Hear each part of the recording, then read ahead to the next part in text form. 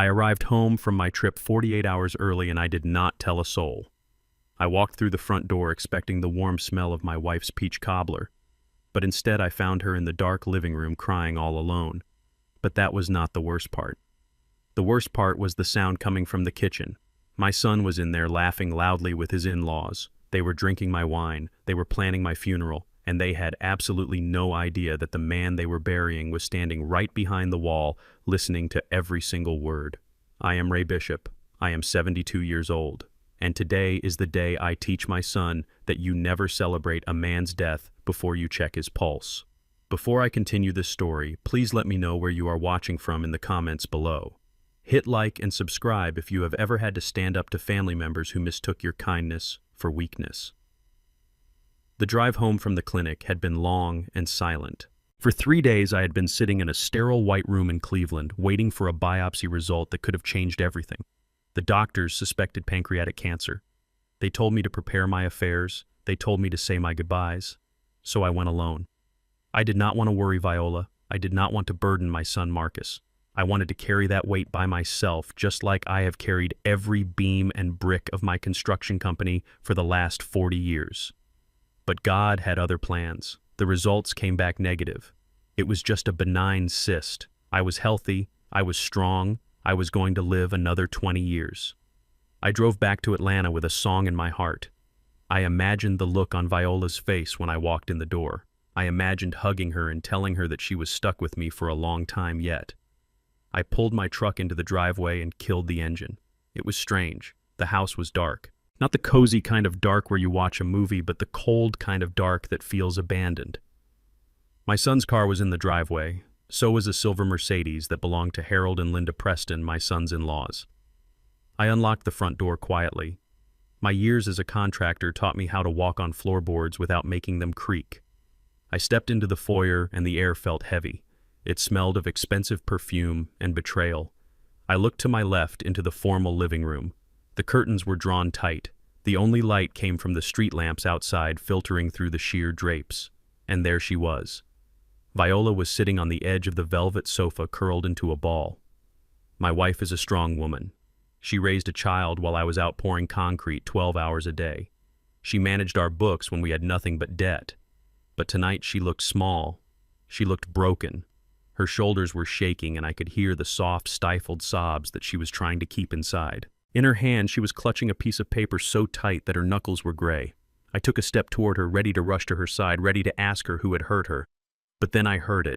A loud booming laugh coming from the kitchen. It was Marcus, my son, the boy I had put through private school, the man whose MBA I had paid for in cash. He was laughing, and he was not alone. I froze. The contrast between the woman crying in the dark and the party happening in the kitchen made my blood run cold. I signaled Viola to stay quiet.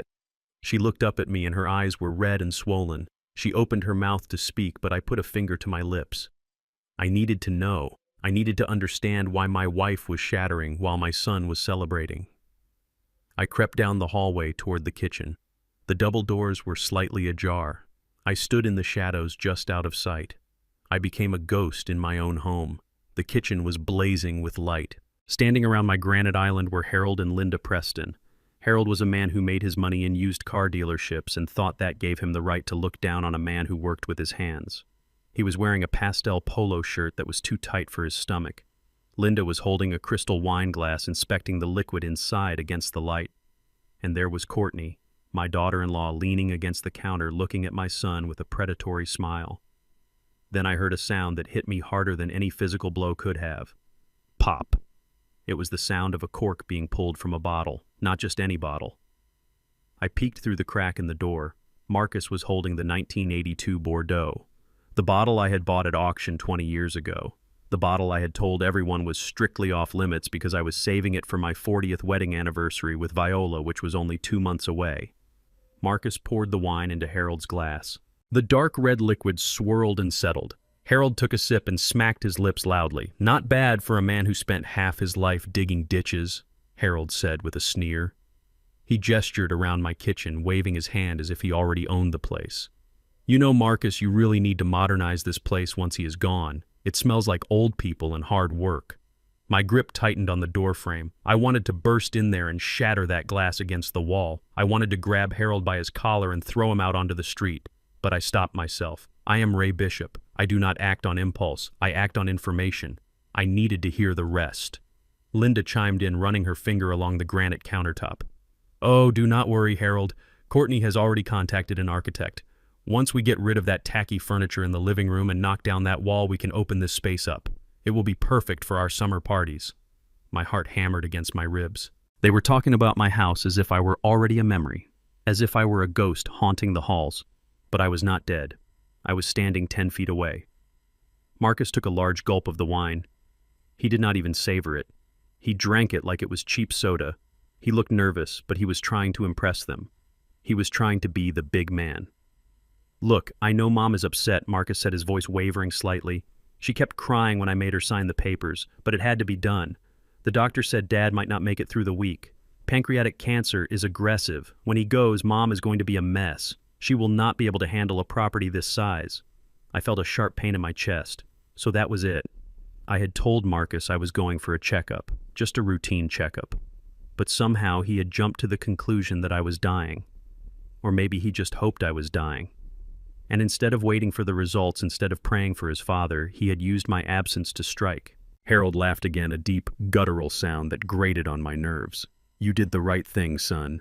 Women get emotional. Men do business. Getting her to sign that power of attorney was a stroke of genius. Now we control the assets. We control the bank accounts. And most importantly, we control the land. I looked back at the living room where Viola was sitting, the piece of paper in her hand. It was not a letter. It was a power of attorney. They had cornered her. They had terrified her with lies about my health. They probably told her I was in a coma or on life support just to get her to sign away our life's work. Courtney walked over to Marcus and kissed him on the cheek, but her eyes were cold. You are finally stepping up, baby. Your dad held on to this empire for too long. He is old school. He is stubborn. He would have never sold this land. But with him out of the picture, we can finally move forward. And then came the sentence that changed me forever. The sentence that killed Ray Bishop, the father, and gave birth to Ray Bishop, the Avenger. Harold raised his glass for a toast. To Ray Bishop, may he pass quickly and painlessly. Because frankly, I am tired of waiting. Once the old man kicks the bucket, we are going to bulldoze this house and turn this lot into the back nine of the country club. This land is worth $5 million bare. With that ugly house on it, it is worthless. Marcus clinked his glass against Harold's. To the future, he said. They drank. They laughed. They celebrated my death while drinking my anniversary wine in the house I built with my own 2 hands. I stood there in the hallway and something inside me snapped. It was not a loud snap. It was quiet. It was the sound of a steel beam settling into place. The sadness evaporated. The shock vanished. All that was left was a cold, hard clarity. I looked down at my hands. These hands had mixed mortar. These hands had framed roofs in the blistering heat. These hands had signed the checks that paid for Marcus's first car, his college tuition, and his wedding. These hands had held him when he was a baby and promised to protect him from the world. But I realized in that moment that I had failed. I had protected him too much. I had sheltered him from the struggle so he never learned the value of loyalty. I had raised a wolf and invited him into my sheepfold. I turned around and walked back to the living room. My steps were heavy and deliberate now. Viola looked up at me terrified.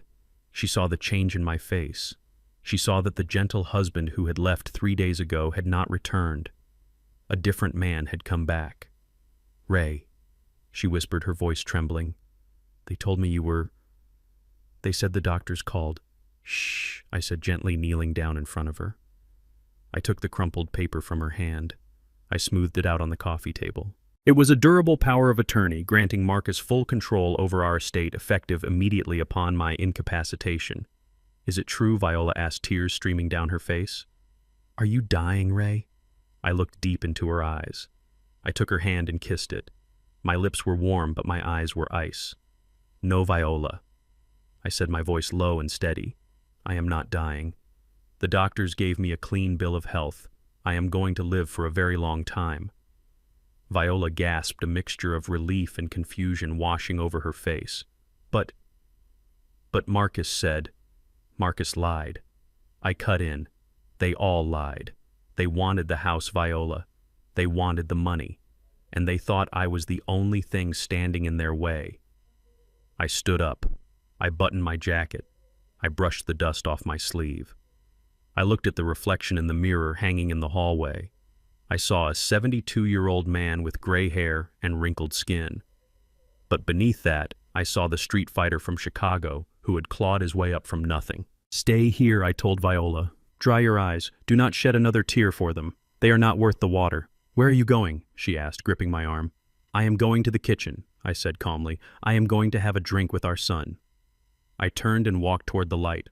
The laughter in the kitchen was still going strong. They were comfortable. They felt safe. They thought the king was dead and they were dividing the spoils. I reached the double doors again.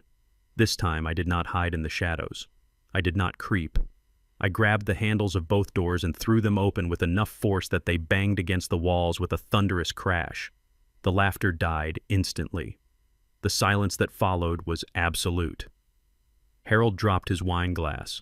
It shattered on the floor, spraying my 1982 Bordeaux all over his expensive white loafers. Linda gasped and covered her mouth. Courtney went pale, her eyes darting from me to Marcus. And Marcus, my son. He froze with his glass halfway to his mouth. He looked at me like he was seeing a corpse walk out of a grave. His face went gray. His mouth opened, but no sound came out. I stepped into the room. I did not yell.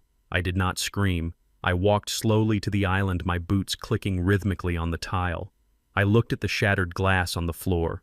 I looked at the open bottle. Then I looked up and locked eyes with Harold. The wine was a bit dry for your taste, was it not, Harold? I asked, my voice smooth as silk. Harold stammered, backing away until he hit the refrigerator. Ray, we thought... You thought I was dead? I finished the sentence for him. I turned to Marcus. He was shaking now, the glass rattling in his hand. Hi, Dad, he squeaked. I reached out and gently took the glass from his trembling fingers. I held it up to the light, inspecting the color. You opened the 82, I said softly. I told you that was for your mother and me. Dad, I can explain. Marcus started sweating profusely. We got a call. Someone said, save it, I said, cutting him off. The calmness in my voice was more terrifying to them than any scream could have been. I took a slow, deliberate sip of the wine. It was excellent. It tasted like patience. It tasted like vengeance. I set the glass down on the counter with a sharp clink. I looked around the room, making eye contact with each of them. The greedy in-laws, the manipulative daughter-in-law, the traitorous son. You were discussing the golf course, I said. The back nine is it. Silence. And you, Marcus, you were discussing the nursing home for your mother. Marcus looked down at his feet, unable to meet my gaze. Well, I have some good news and some bad news, I said, leaning forward, my hands resting on the granite. The good news is that I am perfectly healthy. No cancer, no dying. Courtney let out a small, involuntary sound that sounded like a choked sob of disappointment. The bad news, I continued, my voice dropping an octave, is that this house is not for sale, and neither is my dignity. I pulled out my phone and placed it on the counter. And the worst news, I said, smiling a smile that did not reach my eyes, is that I just recorded the last 5 minutes of your conversation. And my lawyer Elijah is very interested in the part where you discuss defrauding a dying man. The color drained from Harold's face completely. Now, I said, checking my watch, get out of my house. All of you. Before I forget that I am a gentleman and remember that I used to be a boxer. This was just the beginning. I had won the first round. But as I watched them scramble to gather their purses and keys, I knew this war was far from over. They had the power of attorney, they had the lawyers, and they had a desperation that would make them dangerous. But they made one fatal mistake. They forgot who I was. I am Ray Bishop, and I was just getting started. The silence in the kitchen was heavy enough to crush a man, but I had spent 40 years carrying steel beams, so I stood tall under the weight of it. My work boots left faint dusty prints on the polished tile floor as I walked toward the island. I was still wearing my canvas jacket, the one with the frayed collar and the oil stain on the left sleeve. I looked like a laborer who had wandered into a country club banquet, but we all knew the truth. I was the one who paid the dues. Is the wine good? I asked again, my voice dropping to a rumble that vibrated in my chest. I did not shout. I did not need to. When you are the one holding the deed to the land, you do not need to raise your voice to be heard. I stared at the glass in Marcus's hand. The dark red liquid was trembling because his hand was shaking so violently. Marcus opened his mouth to speak, but nothing came out except a pathetic squeak. His fingers lost their grip. The crystal glass slipped. It hit the granite countertop first, shattering the stem, then bounced onto the floor, exploding into 1,000 glittering shards. The sound was like a gunshot in the quiet room. Red wine splattered across the white cabinets, looking disturbingly like fresh blood. "Oh my God," Marcus, Courtney shrieked, jumping back as if she had been shot. "Look what you did to the floor." She did not look at me. She looked at the mess. That was Courtney. She never saw the tragedy, she only saw the inconvenience. I did not flinch. I just kept walking until I was standing right in front of them. The smell of expensive cologne from Harold mixed with the sour scent of my son's fear. Courtney recovered first. Of course she did. She was a chameleon trained in the art of social survival. She smoothed her dress and forced a smile onto her face. It was a terrifying expression, one that did not reach her eyes. "Dad," she said, her voice pitching up an octave into that fake sweet tone she used when she wanted money. "You scared us. We were just so worried. When we heard about the cancer scare, we just wanted to be together. We were toasting to your health." Really? Lies. I could smell them on her breath, sweeter and more potent than the wine. "Toasting to my health," I repeated flatly. "With the bottle I saved for my anniversary, while discussing bulldozers and nursing homes." Courtney faltered, her smile twitching. "Well, we were just preparing for every contingency. You know how responsible Marcus is. He just wanted to make sure Mom was taken care of." I looked at Marcus. He was down on one knee trying to pick up the broken glass with his bare hands. He cut his finger. A drop of real blood mixed with the wine. He looked pathetic. He looked like a boy caught stealing from the cookie jar, not a 35-year-old man. "Leave it," I commanded. Marcus froze. "Stand up," I said. "Look at me." He slowly rose to his feet, clutching his bleeding finger. He would not meet my eyes. He looked at the fridge. He looked at the oven. He looked anywhere but at his father. I reached out and grabbed the neck of the 1982 Bordeaux sitting on the counter. It was still half full. This bottle was worth more than Marcus's first car. It was a symbol of 40 years of marriage, 40 years of struggle and triumph with Viola. And they had opened it like it was a $10 bottle of soda to celebrate my demise. I walked over to the sink. The drain was stainless steel, cold and unforgiving. "Hey now," Harold spoke up, stepping forward. His face was flushed red from the alcohol. "That is a $3,000 bottle of wine, Ray. Let us not be irrational. If you are alive, fine. Great. But there is no need to waste good liquor." I turned my head slowly to look at him. Harold Preston, a man who had never swung a hammer in his life, a man who made his fortune selling lemons to single mothers at 30% interest. He thought value was just a number on a price tag. "It is not waste, Harold," I said. "It is cleaning." I turned the bottle upside down. The wine gurgled out a dark purple stream, disappearing down the drain. Glug, glug, glug. The sound filled the room. It was the sound of their celebration dying. It was the sound of their inheritance washing away. Harold made a noise in the back of his throat like he was in physical pain watching the money disappear. Linda looked away, clutching her pearls. Courtney stared at the sink, her jaw tight. When the last drop was gone, I dropped the empty bottle into the sink. It clattered loudly against the metal. "Now," I said, turning back to face them, "I asked you to leave. Why are you still in my kitchen? I expected them to run. I expected them to apologize and scatter like roaches when the light comes on, but I had underestimated the desperation of greedy people." Marcus wiped his bleeding finger on his pants. He took a deep breath. I saw his posture change. He straightened his spine. He looked at Courtney, and she gave him a subtle nod, a signal. He turned to face me. The fear in his eyes was replaced by something else. Defiance. "We are not leaving, Dad," Marcus said. His voice was shaky at first, but it gained strength as he spoke. "In fact, you should probably sit down. We need to talk about the living arrangements." I narrowed my eyes. The audacity of this boy. "There is nothing to discuss," I said, stepping closer to him. "This is my house. You are guests, and your welcome just expired." "No," Marcus said, shaking his head. "That is where you are wrong. This is not just your house anymore. And Mom is not in a position to make decisions." "What did you say?" I asked, my voice dropping to a dangerous whisper. Courtney stepped in, standing next to her husband like a lawyer coaching a client. What Marcus is trying to say, Ray, is that we have noticed Viola has been declining lately. Her memory, her emotional state, it is getting dangerous. I laughed. A short, sharp bark of a laugh. Your mother is sharper than all of you combined. She does the crossword puzzle in ink every morning. She was crying in the dark. Dad, Marcus interrupted. She was confused. She did not know when you were coming back. She was hysterical. Because you lied to her, I snapped. You told her I was dying. I told her the truth, Marcus shot back. I told her the prognosis was bad. If she was mentally stable, she would have waited for confirmation, but she panicked. She fell apart. That is proof, Dad. Proof that she cannot handle the estate, she cannot handle the finances, and she certainly cannot handle taking care of you if you get sick again. He reached into his back pocket. My heart hammered against my ribs. I thought he was going to pull out a weapon, but it was something far worse. He pulled out a folded document. The paper was thick legal bond. We did this for her own good, Marcus said, unfolding the paper and smoothing it out on the wet countertop right next to the wine stain. We had Dr. Sterling evaluate her file last week. Based on her recent episodes of emotional instability and your health crisis, we executed an emergency power of attorney.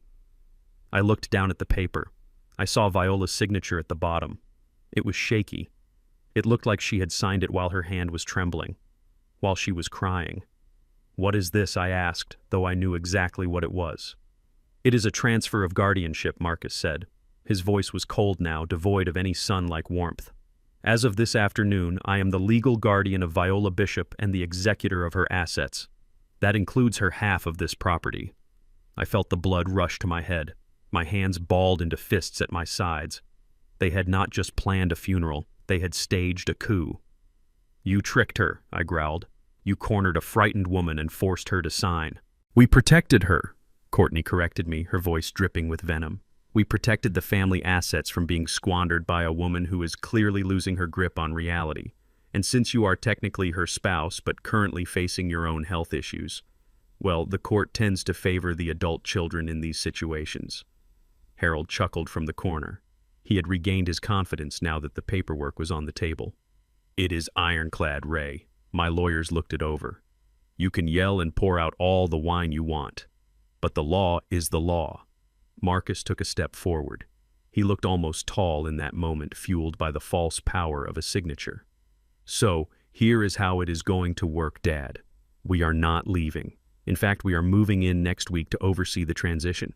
We found a great facility for Mom. Silver Meadows. It is secure. They specialize in dementia care. Dementia, I roared. She does not have dementia. She is confused, Marcus said, ignoring me. And you? Well, you are 72. You are tired. You do not need the stress of maintaining a 4-bedroom house on 3 acres. We are doing you a favor. We are going to sell the land to Harold's development group. The money will pay for Mom's care. And you can take the guest cottage, or maybe a room at the facility with Mom if you behave. The room spun. I looked at my son and saw a stranger. I saw a monster I had created with tuition checks and brand new cars. He was not just greedy. He was cruel. He was willing to label his own mother insane just to get his hands on a plot of dirt. I looked at the paper again. I wanted to rip it to shreds. I wanted to burn it, but I knew that would do no good. The original was filed. This was a trap, 40 years in the making. I looked up at Marcus. He was smiling now, a smug, victorious smile. He thought he had won. He thought the old construction worker was out of his depth. He thought paper beat rock. But Ray Bishop does not just know rocks. He knows dynamite. I took a deep breath, forcing my heart rate to slow down. I uncurled my fists. I needed them to think I was defeated. I needed them to think the old dog had no teeth left. I reached out and touched the paper. I ran my rough, callous finger over Viola's signature. So it is done then. I asked, my voice sounding defeated and tired. It is done, Marcus said. Do not fight it, Dad. It will just be embarrassing for everyone. I nodded slowly. I looked at Harold, who was smirking. I looked at Courtney, who was checking her nails. Okay, I whispered. Okay, Marcus asked, suspicious of my surrender. You win, I said, looking him dead in the eye. If the law says you are in charge, then you are in charge. I am just an old man, right? Maybe you are right. Maybe I am too tired to fight. Courtney let out a breath she had been holding. See, Marcus, I told you he would be reasonable. Harold clapped his hands together. Excellent. Now that that is settled, why don't we open another bottle? I think there is some scotch in the study. Marcus relaxed. His shoulders dropped. He thought the war was over. He had no idea that I had just retreated to the trenches. I turned to walk away. My shoulders were slumped. I dragged my feet. I played the part of the beaten father perfectly. I am going to check on your mother, I said quietly. Sure, Dad, Marcus called after me, his voice cheerful again.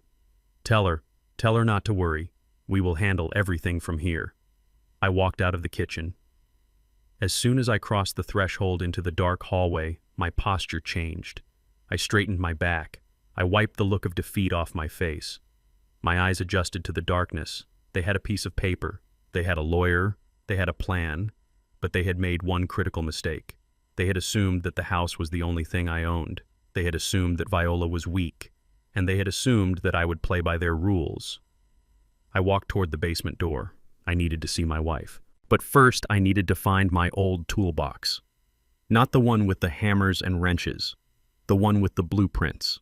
The one with the geological surveys from 1975. The one that contained the secret that was buried 6 feet under the foundation of this house. They wanted to play dirty. They wanted to use the law. Fine. I was about to teach them that the law is a double-edged sword, and I was going to be the one holding the handle. I opened the basement door and descended into the dark. The game had just begun. I looked down at the paper in my hands. It was a standard legal document, but it felt heavier than a bag of concrete. Power of attorney, guardianship transfer, asset liquidation authority. The words swam before my eyes, not because my vision was failing, but because the betrayal was so absolute it made me dizzy. I read the date next to my wife's signature. It was dated 2 days ago, the exact day I had left for Cleveland. I looked over at Viola. She was still standing in the doorway, her hands covering her mouth, her eyes wide with terror. She looked like a child who had broken a vase and was waiting for a beating. But she was not the one who deserved punishment. Viola, I asked softly, my voice barely a whisper. Did you know what you were signing? She shook her head violently, tears flying from her eyes. No, Ray. Marcus told me you were in a coma. He said the doctors needed authorization to perform surgery. He said if I did not sign this, they would let you die. I closed my eyes. A coma. They had told the woman I loved for 40 years that I was lying on a deathbed just to get her to sign over the deed to our lives. It was not just fraud, it was psychological torture. I opened my eyes and looked at Marcus. He flinched. He knew that I knew. You told your mother I was in a coma, I asked. Marcus looked at Courtney. Courtney stepped forward, acting as his shield. It was a necessary exaggeration, Courtney said coolly. We needed to expedite the process. If we had waited for the official medical reports about your cancer, it would have taken weeks. We did not have weeks. The market is volatile, Ray. We needed to secure the assets now. A necessary exaggeration, I repeated. You made my wife believe she was a widow so you could steal her house. It is not stealing, Harold interjected from the corner. He was picking at his teeth with a toothpick, looking completely unbothered. It is aggressive estate planning. And quite frankly, Ray, you should be thanking us. We are saving you from making bad decisions in your senility. Look at you. You are emotional. You are unstable. You are pouring expensive wine down the sink. This is exactly why the court will uphold this document. You are not fit to lead this family anymore. I felt a surge of rage so hot it almost blinded me. I wanted to reach across the granite island and wrap my hands around Harold's thick neck. I wanted to show him exactly how much strength this old man still had. But I did not move. I looked back at the document, Clause 14. In the event of Raymond Bishop's incapacity or absence, control of all real estate holdings reverts to the primary guardian, Marcus Bishop. Absence. They had used my 3-day trip as absence. I gripped the paper with both hands. The sound of the crisp bond paper crinkling filled the silent kitchen. This is garbage, I said, my voice rising. This is a lie based on a lie. I made a move to rip the paper in half. I was going to tear it into confetti and throw it in their smug faces. Do not bother, Courtney said. Her voice was sharp like a whip crack. I stopped. That is just a copy, Ray, she said, smiling that predatory smile again. The original is already filed with the county clerk. It is digitized. It is notarized. And our lawyer, Mr. Henderson, has the physical copy in his safe. You can tear that one up. You can burn it. You can eat it for all I care. It changes nothing. Legally, this house belongs to Marcus now. And by extension, us. I lowered the paper. She was right. I knew how the law worked. Once it was filed unringing, that bell was a nightmare. It would take months of court battles. Months that they knew I did not have the energy for. Or so they thought. Harold laughed again. That is the thing about you blue-collar types, Ray. You think you can solve everything with your hands. You think if you break something or build something, it changes reality. But the real world is run by paper. And on paper, you are just a guest in my son-in-law's house. My son-in-law. He had already claimed Marcus. He had branded him. I looked at Marcus. He was leaning against the counter staring at his shoes. He looked ashamed, but he did not speak up. He did not defend me. He let Harold insult the man who taught him how to walk. Marcus, I said, look at me. He slowly lifted his head. His eyes were watery. Is this what you want? I asked. Do you really want to kick your parents out of the home they built? Marcus swallowed hard. Dad, it is not like that. We are not kicking you out. Silver Meadows is a nice place. It has a garden. It has staff. You will be safe there. Safe, I scoffed. I am safe here. I am safe in the house where I raised you. Not anymore, Courtney interrupted. Not unless you play by our rules. She walked around the island and stood in front of me. She was short, but in that moment, she felt 10 feet tall because she held all the cards. Here is the deal, Ray, she said, ticking points off on her manicured fingers. You are old. Viola is mentally compromising. We cannot trust you with the property value, so you have two choices. Choice A is you cooperate. You sign the final transfer papers peacefully. You help us pack. And in exchange, we pay for a premium room at the nursing home. And choice B, I asked, my jaw tight. Choice B, she shrugged. We evict you. We get a court order claiming you are a danger to yourself and others. Given your little outburst with the wine bottle, that will be easy to prove. The police come. They drag you out in handcuffs in front of all the neighbors, and you end up in a state-run facility, the kind that smells like urine and bleach. The room went silent. Even Harold stopped picking his teeth. It was a naked threat, cruel and direct. But then Courtney softened her voice, a tactic she probably learned from her manipulative mother. However, she purred. There is a third option, just for tonight, since it is late. I waited. We can let you stay, Courtney said, benevolent as a queen. But not in the master bedroom. Harold and Linda will be taking the master suite tonight since they drove all the way from the city, and Marcus and I need the guest room to discuss the renovations. So where do we sleep? I asked, though I already knew the answer. The basement, Courtney said, pointing to the door I had just come up from. It is finished right. There is a pull-out couch down there. It is warm enough. You and Viola can sleep down there tonight. If you behave. If you do not make a scene. I looked at the basement door. Then I looked at Viola. She was trembling, terrified that they were going to call the police. If I fought them now, if I threw a punch or screamed, the police would come. And with the paperwork they had, I would be the aggressor. I would lose. I would lose Viola. I needed time. I needed access to my files. I needed to talk to Elijah. And most of all, I needed them to think they had broken me. I let my shoulders slump. I let the fire die out of my eyes. I exhaled a long, shaky breath. I made myself look smaller, older, weaker. I looked at Marcus one last time. I was searching for a glimmer of the boy who used to cry when he scraped his knee. But that boy was gone. In his place was a weak man who would sell his soul for a country club membership. You are putting us in the basement, I said, my voice cracking just enough to sound pathetic. In our own house. It is temporary, Dad, Marcus muttered. Just until we get things sorted. I nodded slowly. I looked down at the floor. Okay, I whispered. What was that? Harold asked, cupping his ear dramatically. I did not hear you, old man. I said, okay, I repeated louder but still keeping my head down. You win. We will take the basement. Just, please do not call the police. Viola cannot handle the police. Courtney smiled. a genuine smile of triumph. She clapped her hands together. "See," she said to the room, "I told you he would see reason. He knows when he is beaten." She reached out and patted my cheek. It took every ounce of self-control I had not to bite her hand off. "Good boy, Ray," she said. "Now go get your wife and head downstairs. And Ray, leave the wine cellar key on the counter. Harold might want another bottle later."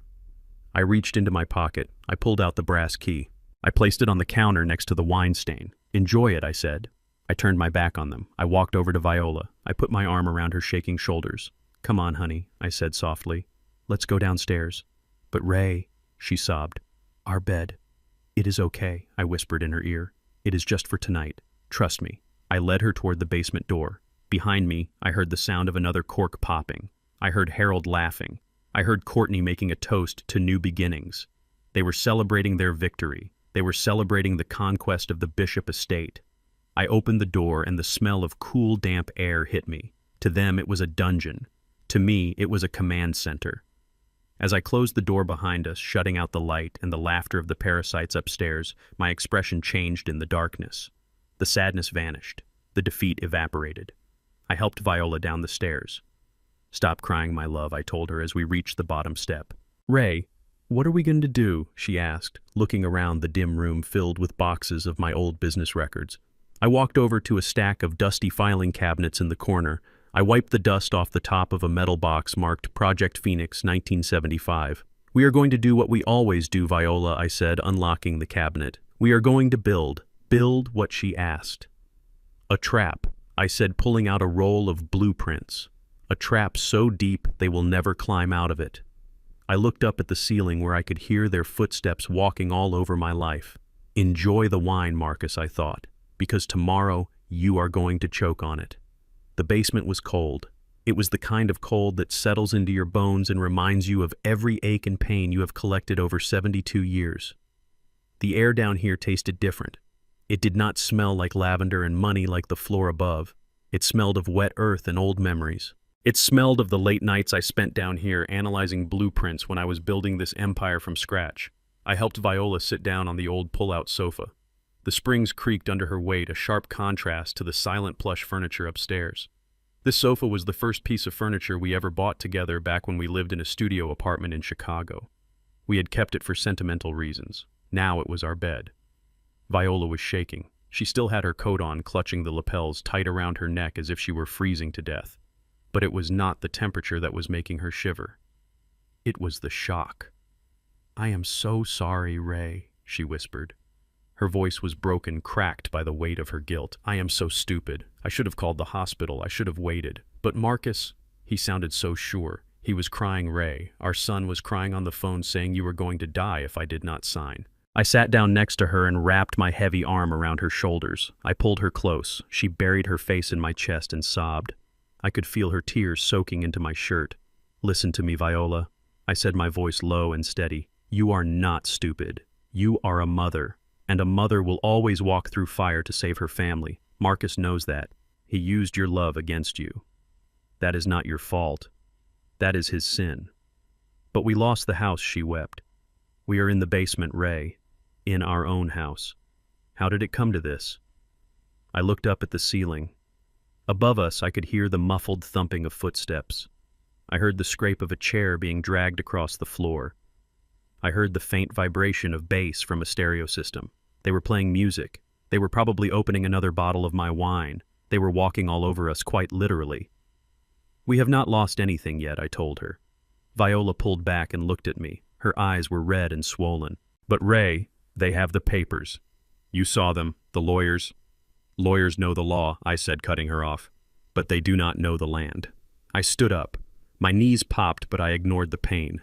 I walked over to the unfinished part of the basement where the concrete foundation was exposed. I ran my hand along the rough gray wall. It was cool and damp to the touch. Most people look at me and they see a contractor, I said more to myself than to her. They see a black man with calloused hands, and they assume I just followed instructions. They assume I just poured cement where the architect told me to pour it. I turned to look at Viola. They forget that before I started Bishop Construction, I was a geological engineer for the Army Corps of Engineers. They forget that I spent 5 years studying soil composition and water tables before I ever laid a single brick. Viola wiped her eyes. I remember, she said softly. You used to come home covered in mud talking about limestone and aquifers. Exactly, I said. I walked deeper into the shadows of the basement toward a row of metal shelving units that lined the far wall. These shelves were filled with cardboard boxes. Some were marked taxes, some were marked receipts. But the ones in the back, the ones covered in the thickest layer of dust, were the ones I was interested in. Marcus and his wife look at this house and they see square footage, I said. They see granite countertops and swimming pools. They see a $5 million price tag. I reached out and grabbed a box marked Site Surveys, 1980, 1990. I pulled it down. Dust motes danced in the dim light of the single hanging bulb. But they do not know what is underneath, I said. I carried the box to the small workbench I kept down there. I brushed off the dust and opened the lid. The smell of old paper wafted up. It was a sweet smell to me. It smelled like truth. Viola stood up and walked over to me. She was still shaky, but her curiosity was piquing. "What are you looking for, Ray?" she asked. I started flipping through the files. My fingers moved quickly despite their age. I knew exactly what I was looking for. "When I bought this land 30 years ago, everyone called me crazy," I said, not looking up. "Do you remember? They said it was too swampy. They said it was unstable. The developers would not touch it. That is why I got it so cheap."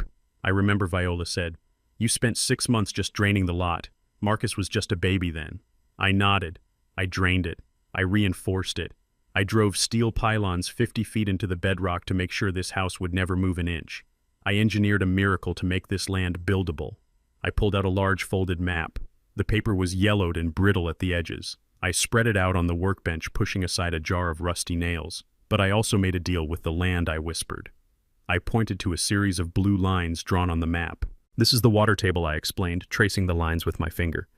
"And this red circle here, right where the backyard is, right where Courtney wants to put her new Olympic-sized swimming pool, this is a sinkhole waiting to happen." Viola gasped. "A sinkhole." "It is a subterranean limestone cavern," I said, using the technical term. "It is stable as long as the drainage system I built remains untouched. I designed a specific network of underground pumps and channels to keep the water pressure balanced. It is a delicate system, Viola, like a heartbeat." I looked up at the ceiling again, hearing the heavy footsteps of Harold probably pacing around my kitchen. "If they start digging," I said, a cold smile touching my lips. "If they bring in bulldozers to reshape the landscape, if they try to expand the foundation without consulting the original engineer, the house will collapse." Viola finished, her eyes wide. "Not the house," I corrected.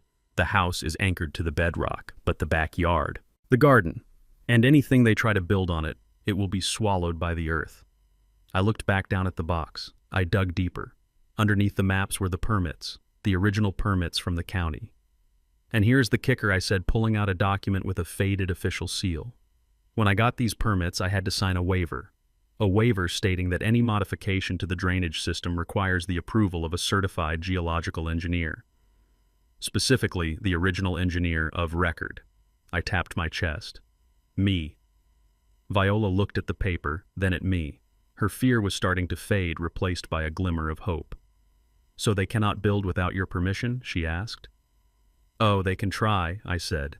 "They have the power of attorney. They can bypass my signature at the permit office if they bribe the right people or if they claim I am incompetent. But nature does not take bribes, Viola. Physics does not care about lawyers." I closed the file and held it to my chest like a shield. "They think I am just a senile old man living in their basement," I said. "They do not realize that I am the only thing keeping the ground beneath their feet from opening up and eating them alive." I walked back to the sofa and sat down. I felt energized. The fatigue of the drive was gone. The shock of the betrayal was replaced by the thrill of the hunt. "Let them have their party," I said, taking Viola's hand. "Let them drink the wine. Let them dream about their millions. Because tomorrow morning when the sun comes up, I am going to make a phone call. Not to a lawyer, not to the police." "Who are you going to call?" Viola asked. "I am going to call the county water board," I said. "And then I am going to call my old friend Elijah. Because while nature will do the heavy lifting, we need someone to make sure the trap snaps shut legally." I looked at the boxes of files stacked against the wall. To Marcus and Courtney, they were just junk. just trash in a damp basement. But to me, they were ammunition. Every receipt, every contract, every email I had ever printed out. I never threw anything away. You know, Viola said, squeezing my hand, you always were a pack rat. I used to hate how you kept everything. I chuckled dryly. A smart man keeps his receipts. Viola, I said, and a wise man knows that the foundation is more important than the paint. The noise upstairs was getting louder. Someone dropped something heavy, a glass maybe, or a chair. They are destroying our home, Viola whispered, tears returning to her eyes. No, I said firmly. They are just rearranging the furniture on the Titanic. I stood up and walked to the light switch. Try to sleep, Viola, I said. We have a big day tomorrow. I turned off the light, plunging the basement into darkness. But it was not a scary darkness anymore. It was the darkness of a predator waiting in a cave. I lay down on the sofa next to my wife. I stared up into the blackness, listening to the footsteps of my enemies. Step lightly, Marcus, I thought. The ground is thinner than you think. And as I closed my eyes, I did not pray for mercy. I prayed for rain, because a heavy rain was all it would take to overload the old drainage pumps if they were not maintained. And I had a feeling that in their arrogance they had no idea where the pump switch was even located. I drifted off to sleep with the blueprints of my revenge etched behind my eyelids. They wanted a war. They wanted to bury me. They should have remembered that when you bury a seed, it grows. And I was about to grow into their worst nightmare. The smell of bacon usually wakes a man up with a smile, but that morning it woke me up with a knot in my stomach. I opened my eyes, and for a second I forgot where I was. I reached out for the nightstand to grab my glasses, but my hand hit a cold cardboard box instead. Then the reality rushed back in like a flood. I was in the basement. My back was stiff from the thin mattress of the pull-out sofa, and the woman I had loved for 40 years was not beside me. I sat up quickly, my heart pounding. Viola was gone. I threw the covers off and scrambled into my work pants. I did not even bother to tuck in my shirt. I ran up the wooden stairs, taking them 2 at a time, ignoring the protest of my aging knees. I pushed open the door to the kitchen, expecting the worst. What I found was perhaps more painful than violence. It was humiliation. My wife Viola was standing at the stove. She was wearing her favorite floral apron, the one she only wore for Thanksgiving dinner. But she was not cooking for family. She was cooking for her captors. Courtney was sitting at the granite island, scrolling through her phone while sipping a green smoothie. Harold and Linda were seated at the breakfast nook, reading the morning paper and waiting to be served. Flip them over, Viola. Courtney snapped without looking up from her screen. You are burning the edges. Harold likes his eggs over easy, not crispy. Viola flinched. She looked terrified. Her hands were shaking as she tried to slide the spatula under the eggs. I am sorry, Courtney, she whispered. The heat. This stove is different than I remember. It is the same stove you have used for 10 years, Viola, Courtney said, rolling her eyes. Do not play the senile card with me this early in the morning. Just cook the food. I stepped into the room. The floorboards creaked under my boots. Courtney looked up. Her eyes scanned me up and down, taking in my wrinkled shirt and my messy hair. She smirked. Good morning, Ray, she said with false cheer. I see you finally decided to join the land of the living. Grab a plate if there is anything left, but let the guests eat first. I did not look at her. I walked straight to Viola. I gently took the spatula from her hand. Stop, I said softly. Viola looked at me, her eyes swimming with tears. Ray, please, I just want to help. They said if I made breakfast we could eat in the kitchen instead of the basement. I felt a fire ignite in my chest. They were bargaining with her dignity for a seat at her own table. I turned off the burner. I took the apron off Viola's neck and folded it over the oven handle. You are not a maid, Viola, I said loud enough for everyone to hear. You are the lady of this house. Harold lowered his newspaper. He looked annoyed. Ray, do not start a drama, he said. Viola wanted to be useful. We are just letting her feel involved. Besides, the woman makes a decent scramble. Why ruin it? I turned to face him. Make your own eggs, Harold, I said. Courtney slammed her phone down on the counter.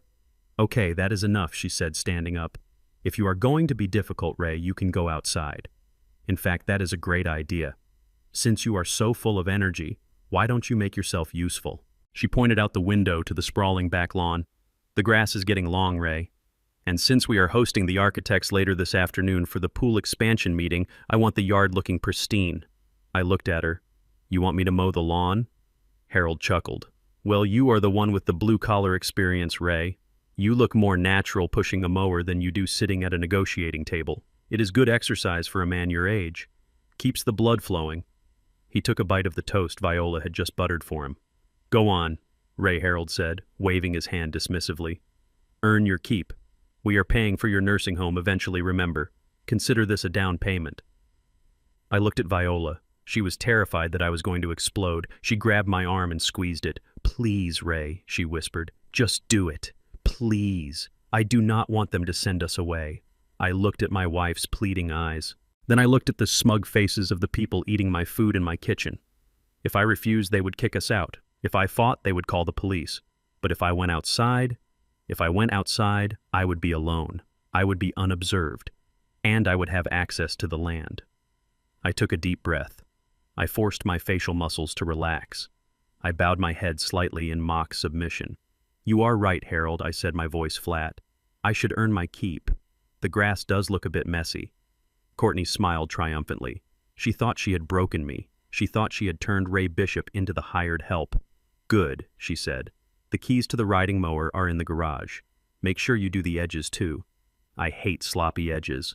I walked out the back door. The morning air was cool, but the sun was already bright. I walked to the detached garage. My hands were trembling not from fear, but from the effort of holding back my rage. I opened the garage door. There it was, my John Deere riding mower. I had bought it 5 years ago. I kept it in perfect condition, just like all my equipment. I sat on the seat. It felt familiar. It felt like a throne compared to the basement sofa. I turned the key and the engine roared to life. The loud rumble was comforting. It drowned out the sound of their laughter coming from the kitchen. I drove the mower out onto the lawn. Harold came out onto the back porch, coffee mug in hand, to watch. He wanted to supervise. He wanted to enjoy the sight of the former owner working like a servant. I engaged the blades. The smell of cut grass filled the air. I started on the perimeter. To Harold, it looked like I was just cutting grass. But I was not just cutting grass. I was inspecting my territory. I drove slowly along the property line. My eyes were not looking at the weeds. They were looking at the drainage swales. I looked at the way the land sloped toward the creek at the back of the property. I remembered every inch of this dirt. I remembered where I had buried the French drains in 1992. I remembered where the clay soil was too soft to support weight. Then I saw it. Near the back fence where the property bordered the county wetlands, there were fresh stakes in the ground. Wooden stakes with bright orange ribbons tied to the top. I drove closer. Harold probably thought I was just being thorough. I stopped the mower for a moment, pretending to check the blade height. I looked closely at the stakes. My heart skipped a beat. These were survey markers for the new construction, for the pool Courtney wanted. But something was wrong. Very wrong. I looked at the fence line, then I looked at the stakes. I knew the zoning laws in this county better than I knew the back of my hand. I had served on the zoning board for 10 years. The law stated that you could not build any permanent structure within 50 feet of a protected wetland. It was a strict environmental protection ordinance. I looked at the creek. Then I looked at the stakes. They were 20 feet from the water, maybe 15. I smiled. It was a small, cold smile. They were planning to build illegally. But that was not all. I engaged the blades again and drove toward the center of the yard. I looked at the depression in the grass near the old oak tree. That depression sat directly on top of the main drainage culvert, the one that carried all the runoff from the hill away from the house's foundation. The survey stakes showed the pool deck extending right over that culvert. If they poured concrete there, they would crush the pipe, and the first time it rained, the water would have nowhere to go. It would back up. It would saturate the soil. And because of the limestone shelf underneath the ground, would liquefy. The sinkhole I had warned Viola about last night was not just a possibility. If they built this pool, it was a guarantee. I finished the lap and drove back toward the house. Harold was still standing on the porch. He looked bored. He checked his watch, implying I was moving too slow. I cut the engine. The silence returned. Missed a spot near the gazebo, Harold called out, pointing a chubby finger. I got off the mower. I wiped the sweat from my forehead with my sleeve. I walked up the steps to the porch. Harold smirked. Hard work, huh, Ray? Maybe you should have saved more for retirement so you could hire people like I do. I looked at him. I looked at his expensive loafers and his soft hands.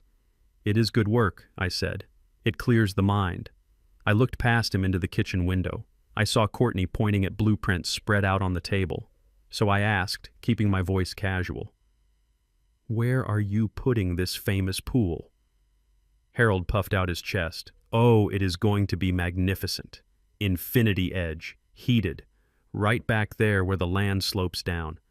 Courtney wants it to look like it is spilling into the creek." "Into the creek," I repeated. "That sounds expensive." "Money is no object when you are improving the asset value," Harold said. "We are breaking ground on Monday. The excavators are coming at 8 a.m. Monday. That gave me 2 days." "Did you get the permits yet?" I asked innocently. Harold laughed. "Permits? Ray, please. I have friends in the county clerk's office. We fast-tracked everything. It is all approved." I nodded. Fast-tracked. That meant they greased some palms. That meant they skipped the environmental impact survey. That meant no one had actually come out here to look at the land. They had just signed a paper assuming the land was standard dirt. They had no idea they were building on top of a hydrological time bomb. "That sounds great, Harold," I said. "I am sure it will make a big splash." I walked past him into the house. "Hey," Harold yelled after me. "I said you missed a spot. Go back and finish." I stopped. I turned around slowly. "I did not miss anything, Harold," I said. "I saw everything I needed to see." I walked into the kitchen. Viola was scrubbing dishes. She looked up at me worriedly. I walked over to the sink and washed my hands. The dirt from the yard swirled down the drain. "Ray, are you okay?" she whispered. I dried my hands on a towel. I looked out the window at the orange steaks glinting in the sun. "I am better than okay, Viola," I whispered back so Courtney could not hear. "I have found the breach in their armor." "What do you mean?" she asked. I leaned in close. "They are building on protected land," I said, "and they are building over a drain pipe that I installed with my own hands." "So?" Viola asked, confused. So I said, a dangerous glint in my eye. "If they dig on Monday, they are committing a federal environmental crime. And if they pour concrete, they are going to destroy the foundation of the house."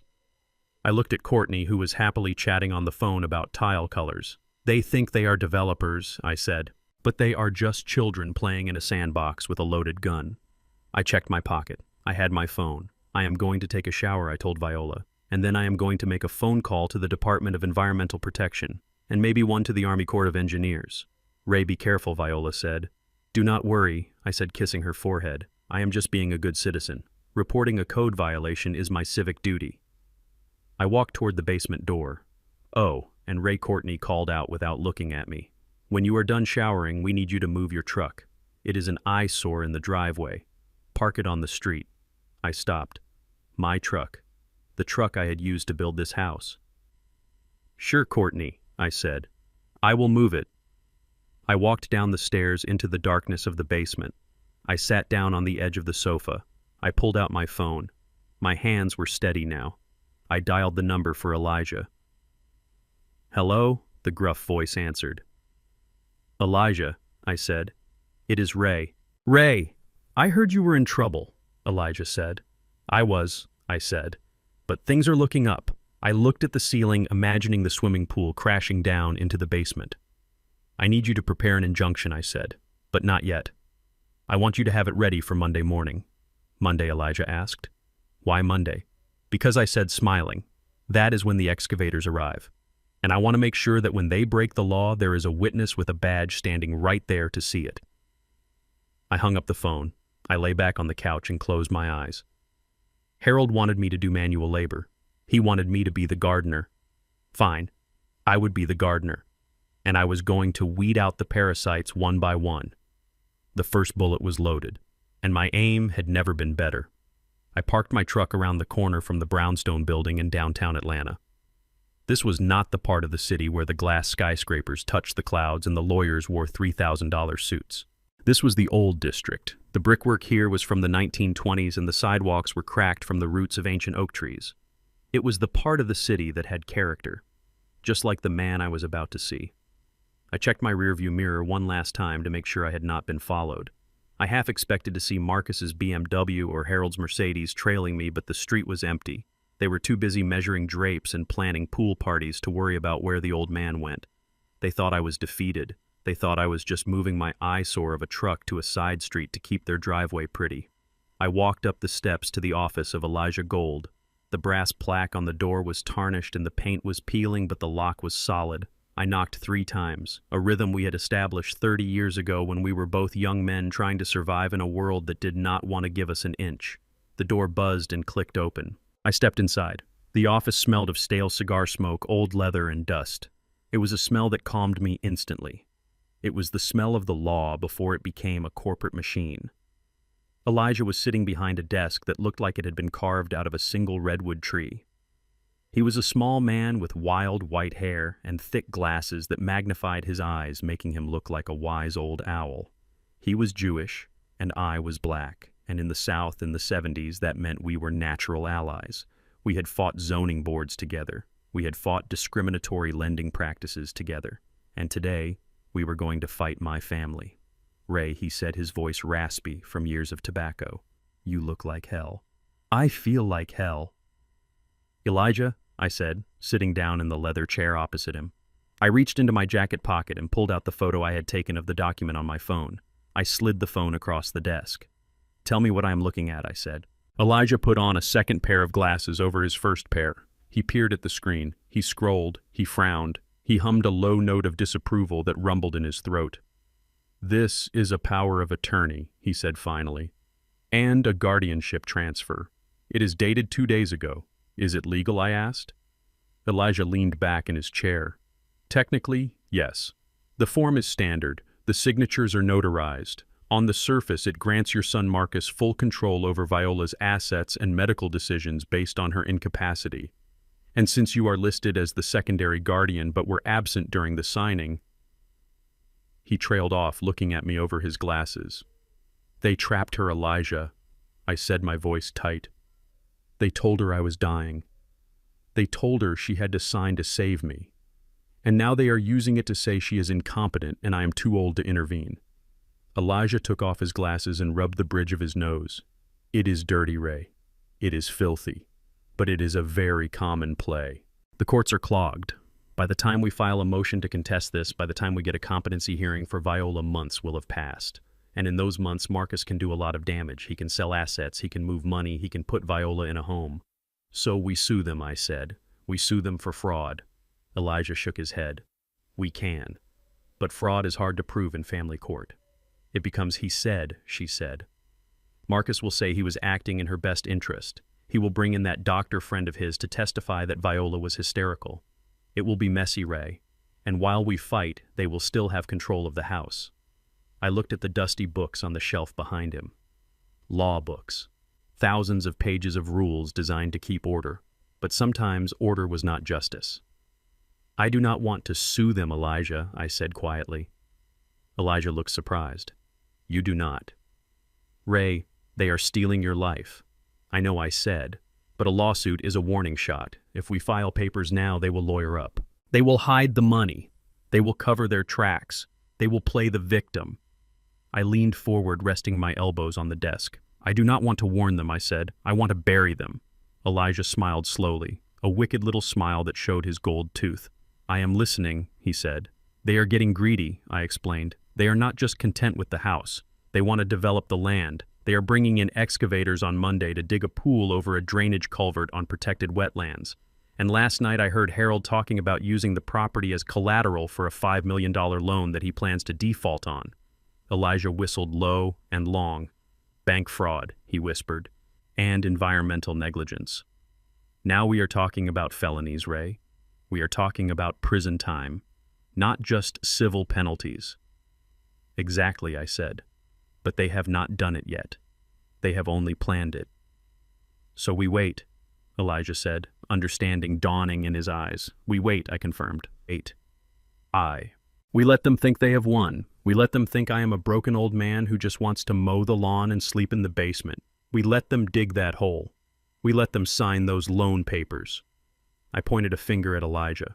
I want you to draft the injunctions Ray said. I want you to have the environmental violation report ready. I want you to have the paperwork proving that the house is actually owned by a holding company they did not bother to check. but do not file anything. Not yet. Elijah nodded, tapping his fingers on the desk. You want to catch the whole net, he said. You want the in-laws, the son and the daughter-in-law. All of them. Every single one, I said. If I strike now, I might get the house back, but the family is broken anyway. Marcus is gone, Elijah. The boy I raised is dead. The man who is living in my house is a thief, and I need to treat him like a thief. Elijah opened his drawer and pulled out a fresh notepad. Okay, Ray, he said, his pen hovering over the paper. This is risky. If they move faster than we think, if they sell the house for cash before Monday, they won't, I said. They are arrogant. Harold wants to show off. He wants to build his little resort. Arrogance is slow, Elijah. Desperation is fast, but arrogance takes its time to admire itself in the mirror. I stood up. I felt lighter than I had in days. Having a plan was better than having a prayer. One more thing, I said. Can you look into Courtney's medical records? Or rather, the lack of them. Elijah looked up sharply. Why? Because I said, remembering the look on Courtney's face when she talked about her son. My grandson. He does not look like anyone in the Bishop family. And yesterday, when I found the medical file in the safe, well, let's just say I have a hunch that Marcus is raising another man's child. Elijah scribbled furiously on his pad. You are going for the nuclear option, he muttered. They tried to put my wife in the asylum, Elijah. I said, my voice dropping to a growl. There is no nuclear option. There is only the truth, and the truth is going to burn them all to ash. I turned to leave. Ray, Elijah called out. I stopped at the door. Be careful, he said. When you corner a rat, it bites. But when you corner a family member, they go for the throat. I touched the brim of my cap. I know, I said. That is why I am wearing armor. I walked back out into the sunlight. The city noise washed over me. Cars, honking people shouting. It all seemed so distant. My world had narrowed down to one house, one plot of land, and one objective. I walked back to my truck. I climbed into the cab and sat there for a moment, breathing in the smell of old coffee and gasoline. This truck was my sanctuary. I started the engine and drove back toward the suburbs, back to the manicured lawns and the white fences, back to the prison. When I pulled up to the house, I saw the landscaping truck leaving. The grass was cut. The edges were perfect. I parked on the street just like Courtney had ordered. I walked up the driveway, my head bowed, my shoulders slumped. I saw Marcus watching me from the living room window. He was holding a glass of scotch. He looked like a king surveying his kingdom. Look at him, I thought. Look at how tall he stands. He had no idea that the ground beneath his feet was already starting to crack. I opened the front door, and the blast of air conditioning hit me. Did you move the truck? Courtney yelled from the kitchen. Yes, I called back, my voice trembling just enough. It is on the street. Good, she said. Now come in here. We need you to sign for a package. It is the new pool tiles. Since you are just sitting around anyway, you can handle the deliveries. I walked into the kitchen. I took the pen she offered. I signed my name on the clipboard, Ray Bishop. The delivery guy looked at me. Nice house, sir, he said. I looked at Courtney. I looked at Marcus, who had just walked in. Thank you, I said. It has a lot of history. And a hell of a future, Harold added, clapping me on the back. I smiled at him, a weak, tired smile. I am sure it does, Harold, I said. I am sure it does. I walked back to the basement door. I am going to rest now, I said. My hip is bothering me. Go ahead, Marcus said. Just keep the noise down. We have guests coming at 7. I closed the basement door. I walked down the steps. Viola was waiting for me. Well, she asked. I sat down next to her and took her hand. It is a go, I said. Elijah is setting the table. And now Viola asked. And now I said, lying back on the couch and closing my eyes. We let them eat. We let them get fat and happy. Because on Monday, the bill comes due. I lay there in the dark, listening to the sounds of my house being stolen piece by piece, but I did not feel anger anymore. I felt the cold calculation of a demolition expert. I knew exactly where to place the charges, and I knew exactly when to push the button. Monday. Monday would be a beautiful day for a demolition. I sat in my truck for 5 minutes before opening the door. I was not preparing myself to fight. I was preparing myself to lose. The meeting with Elijah had lit a fire in my belly, but now I had to smother it. To pull this off, I had to become the very thing I despised. A victim, a helpless old man who had lost his grip on the world. I looked at myself in the rearview mirror. My eyes were too bright, too sharp. I rubbed them until they were red and watery. I messed up my hair, pulling a few strands loose so I looked disheveled. I unbuttoned the top button of my flannel shirt, letting it hang askew. Then I practiced the cough. A deep, wet rattle that sounded like my lungs were giving up. It was a trick I learned from an old foreman back in '82 to get out of overtime, but today it was going to save my legacy.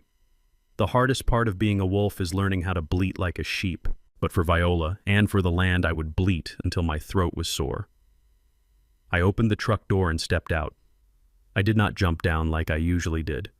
I slid out slowly, letting my feet drag on the concrete. I hunched my shoulders, curling my spine forward just enough to lose 2 inches of height. I walked up the driveway with a shuffle, my left leg dragging slightly behind the right. I opened the front door. The house smelled different. It smelled of takeout food, greasy pizza and spicy wings, the smell of lazy people who did not know how to cook a meal. I walked into the living room. They were all there. Of course they were. They were like a pack of hyenas gathered around a carcass. Marcus was sitting on the sofa, my sofa, with his feet up on the coffee table. He was watching a football game on the big screen TV. Courtney was on the floor, surrounded by fabric swatches and paint samples. Harold was asleep in my recliner, his mouth open, snoring loudly. No one looked up when I entered. To them, I was already part of the furniture. Just an old, creaky antique that they had not gotten around to throwing out yet. I let out a cough. A long, hacking sound that shook my whole body. Harold snorted and woke up. Marcus paused the game and looked over the back of the sofa. He looked annoyed. "Jesus, Dad," Marcus said. "Can you cover your mouth? We are trying to relax here." "I am sorry," I rasped, my voice trembling. "It is the dust. The basement. It is very dusty down there, Marcus. My chest feels tight." Marcus rolled his eyes. He turned back to the TV. "We'll take some water. The kitchen is right there." I took a few shaky steps into the room. I needed to get closer. I needed to look him in the eye and see if there was any humanity left in him. "Marcus," I said softly. He sighed, a long, exaggerated sound of frustration. "What is it now, Dad?" I need to go to the pharmacy," I said, wringing my hands together like a nervous child. "My prescription ran out. The blood pressure pills. And the inhaler." "So go," Marcus said, not looking away from the screen. "You have a truck. You can drive." I patted my pockets frantically. I do not have any cash, Marcus. "And you know the pharmacy copay? It is $40. I left my wallet in the bedroom, but Courtney said I cannot go in there because Harold is sleeping." I looked at Harold. He was awake now, staring at me with that same look of disdain he gave the waiter when his steak was overcooked. "I just need $50, son," I pleaded. "Just for the medicine. I will pay you back when the pension check comes." The room went silent. Courtney stopped looking at fabric samples. She looked up, her eyes narrowing. Marcus slowly put the remote down. He stood up and turned to face me. He looked at his father, a man who had built skyscrapers and bridges, begging for $50 to breathe. "You need money?" Marcus asked. "Just for the medicine," I repeated. Marcus laughed. It was a dry, humorless sound. "You know, Dad, this is exactly what we were talking about. You are irresponsible. You are losing track of things. You have a pension. You have Social Security. Where does it go?" I paid the utility bills, I lied, and the property tax. It is all gone until the 1st of the month. Courtney stood up and walked over to Marcus. She whispered something in his ear. I saw him nod. Dad, Marcus said, his voice taking on a stern, authoritative tone. "We cannot have this. We cannot have you begging for cash every time you need an aspirin. It is embarrassing. And it proves that you are not capable of managing your own finances anymore." He held out his hand. "Give it to me," he said. "Give you what I asked," clutching my chest as I coughed again. "The bank card," Marcus said. "The debit card for your pension account." I froze. I widened my eyes, feigning terror.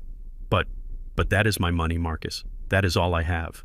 "Not anymore," Marcus said, cold as ice. "The power of attorney gives me control over your liquid assets too. If you cannot budget for medicine, then I have to do it for you. I will keep the card. I will buy your groceries. I will buy your medicine. And I will give you a weekly allowance, like a child. Because you are acting like a child, Courtney added, crossing her arms. I looked at Harold. He was grinning. Give it to the boy Ray, he said. He has an MBA. He knows how to handle money better than you do. You will just spend it on useless things, like repairing that old truck. I looked back at Marcus. Please, son, I whispered, do not take my independence. I am not taking your independence, Marcus said, snapping his fingers impatiently. I am taking the burden off your shoulders. Now give me the card. Or do I have to call the lawyer and tell him you are being non-compliant?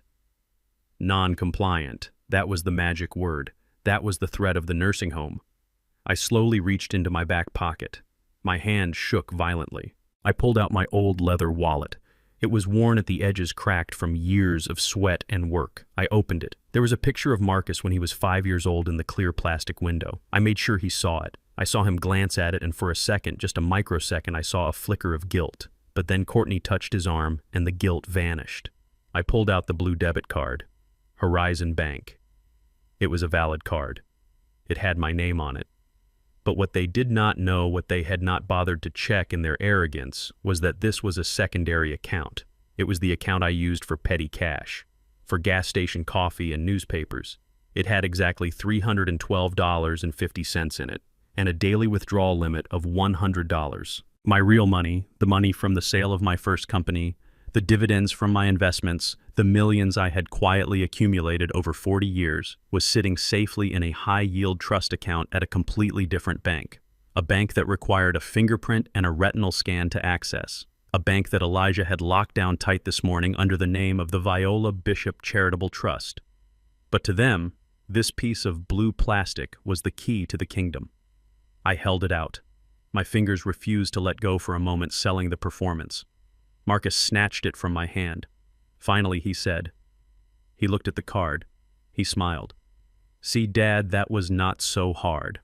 Now I will go to the pharmacy for you later. Just write down what you need. Later, I asked. But I need it now.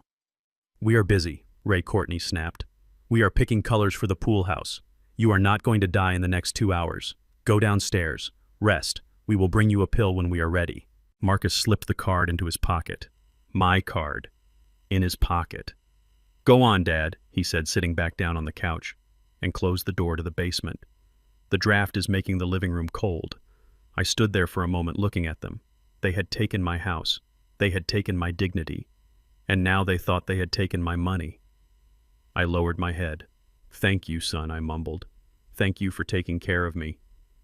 I turned around and shuffled back toward the hallway. I heard them laughing as I walked away. Did you see his face? Harold chuckled. Like a kicked puppy. He is totally gone, Courtney said. I told you, the dementia is setting in fast. He gave that card up without a fight. He does not even know what day it is. We should check the balance, Marcus said. I bet the old miser has a nice chunk of change stashed in there. We can use it to pay for the catering for the groundbreaking party. I reached the basement door. I opened it and stepped into the darkness. As soon as the latch clicked shut, my posture straightened. The shuffle disappeared. The cough vanished. I walked down the stairs with the silent, confident steps of a man who knows exactly where the landmines are buried. I sat down next to Viola, who was folding clothes on the sofa. Did they give you the money? She asked worriedly. No, I said. They took the bait. I pulled out my phone and opened the banking app for the Horizon account. I watched the screen. 5 minutes later, a notification popped up. Alert failed transaction. Attempted charge of $500 at Liquor World. I chuckled. They were trying to buy expensive champagne with my money to celebrate stealing my money. Another notification. Alert transaction approved. $100 at Liquor World. They had hit the daily limit. They probably thought the account was empty or frozen. I could imagine the frustration in the kitchen right now. I could imagine them blaming the bank, blaming the card reader. But they would not blame me, because in their eyes I was just a helpless old fool who could barely tie his own shoes. They have the card, Viola, I said, putting the phone away. They think they have cut off my supply lines. And now, Viola asked. And now they stop looking, I said. A predator stops hunting when he thinks the prey is dead. They will lower their guard. They will get sloppy. I lay back on the pillow. Let them enjoy their $100 of liquor, I said. It will be the last drink they ever buy on my dime. The mask of the victim is heavy, Viola. It hurts to wear it. It hurts to let my own son treat me like a dog. But I wear it for you, and I wear it for this house. Tomorrow is Sunday. They will be hungover. They will be lazy. And while they sleep, I will be preparing the final blow. I looked at the water pipes running along the ceiling of the basement. The pressure is building, I whispered, and when it bursts, it is going to wash them all away.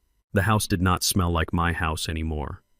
For 40 years, the air in these halls had smelled of lemon oil and old books and the faint, comforting scent of Viola's perfume. But tonight it smelled of raw ambition and expensive cologne. It smelled of strangers. It smelled of a hostility so thick you could choke on it. Saturday evening had arrived, and with it came the final insult. I was sitting on the edge of the pull-out sofa in the basement, adjusting the collar of a cheap white dress shirt that was 2 sizes too small. The polyester fabric scratched against my neck. It felt less like a shirt and more like a noose. Viola sat next to me. She was wearing a black skirt and a white blouse that Courtney had thrown down the stairs an hour ago. My wife looked small. She looked defeated. Her hands were resting in her lap and she was rubbing her thumb over her wedding ring as if it were the only anchor keeping her from drifting away completely. "Do I look okay, Ray?" she asked, her voice trembling. I turned to look at her. In my eyes, she was still the most beautiful woman in the world. She was the woman who had stood by me when we had nothing but a rusted pickup truck and a dream. But tonight, the light in her eyes was dim. "You look beautiful, Viola," I said. "You always do." "But I do not feel beautiful," she whispered. "I feel like a ghost in my own home." I took her hand. Her skin was cold. "Listen to me," I said, gripping her hand tight. "This is not a uniform. This is a costume. We are actors on a stage, Viola, and tonight is the final performance." Just then, the basement door opened. "Are you two ready down there?" Courtney's voice, shrill and demanding, floated down the stairs. "The guests are arriving in 10 minutes, and Ray, do not forget the bow tie. We want this to look professional." I picked up the black clip-on tie from the cushion. I clipped it onto my collar. I felt ridiculous. I was Ray Bishop. I was a man who had employed hundreds of workers. I was a man who had built half the foundations in this county. And now I was being dressed up like a penguin to serve hors d'oeuvres to the people who were stealing my legacy. We walked up the stairs. The transformation of the main floor was shocking. They had moved our furniture into the garage. In its place were sleek high-top tables rented for the night.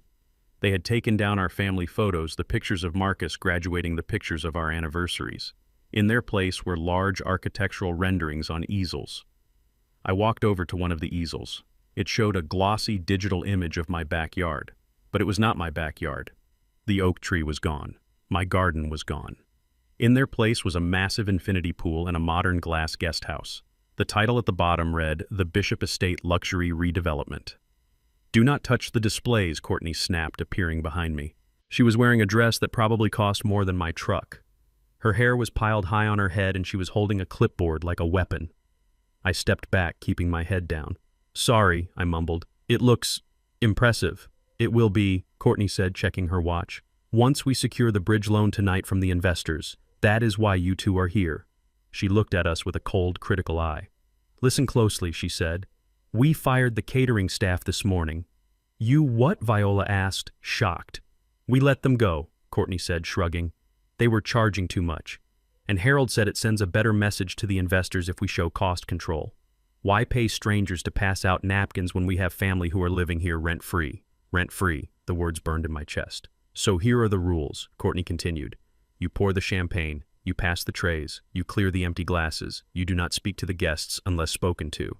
And if anyone asks who you are just helping out. Do not go into your life story. Do not talk about the old days. Nobody cares. And Ray," she added, pointing a manicured finger at my chest, "keep that cough under control. Nothing kills an investment vibe like a sick old man wheezing over the shrimp cocktail." I nodded. "Yes, Courtney." "Good," she said. "Now get to the kitchen. The caterer dropped off the food, but someone needs to plate it."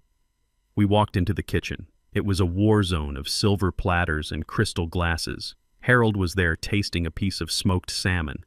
About time he mumbled his mouth full. Ray grabbed that tray of champagne. The first car just pulled up. "It is the guys from Venture Capital Partners. Big money, Ray. Try not to spill it on them." I picked up the heavy silver tray. The cold glass of the flute stems pressed against my fingers. I took a deep breath. I walked out into the foyer just as the front door opened.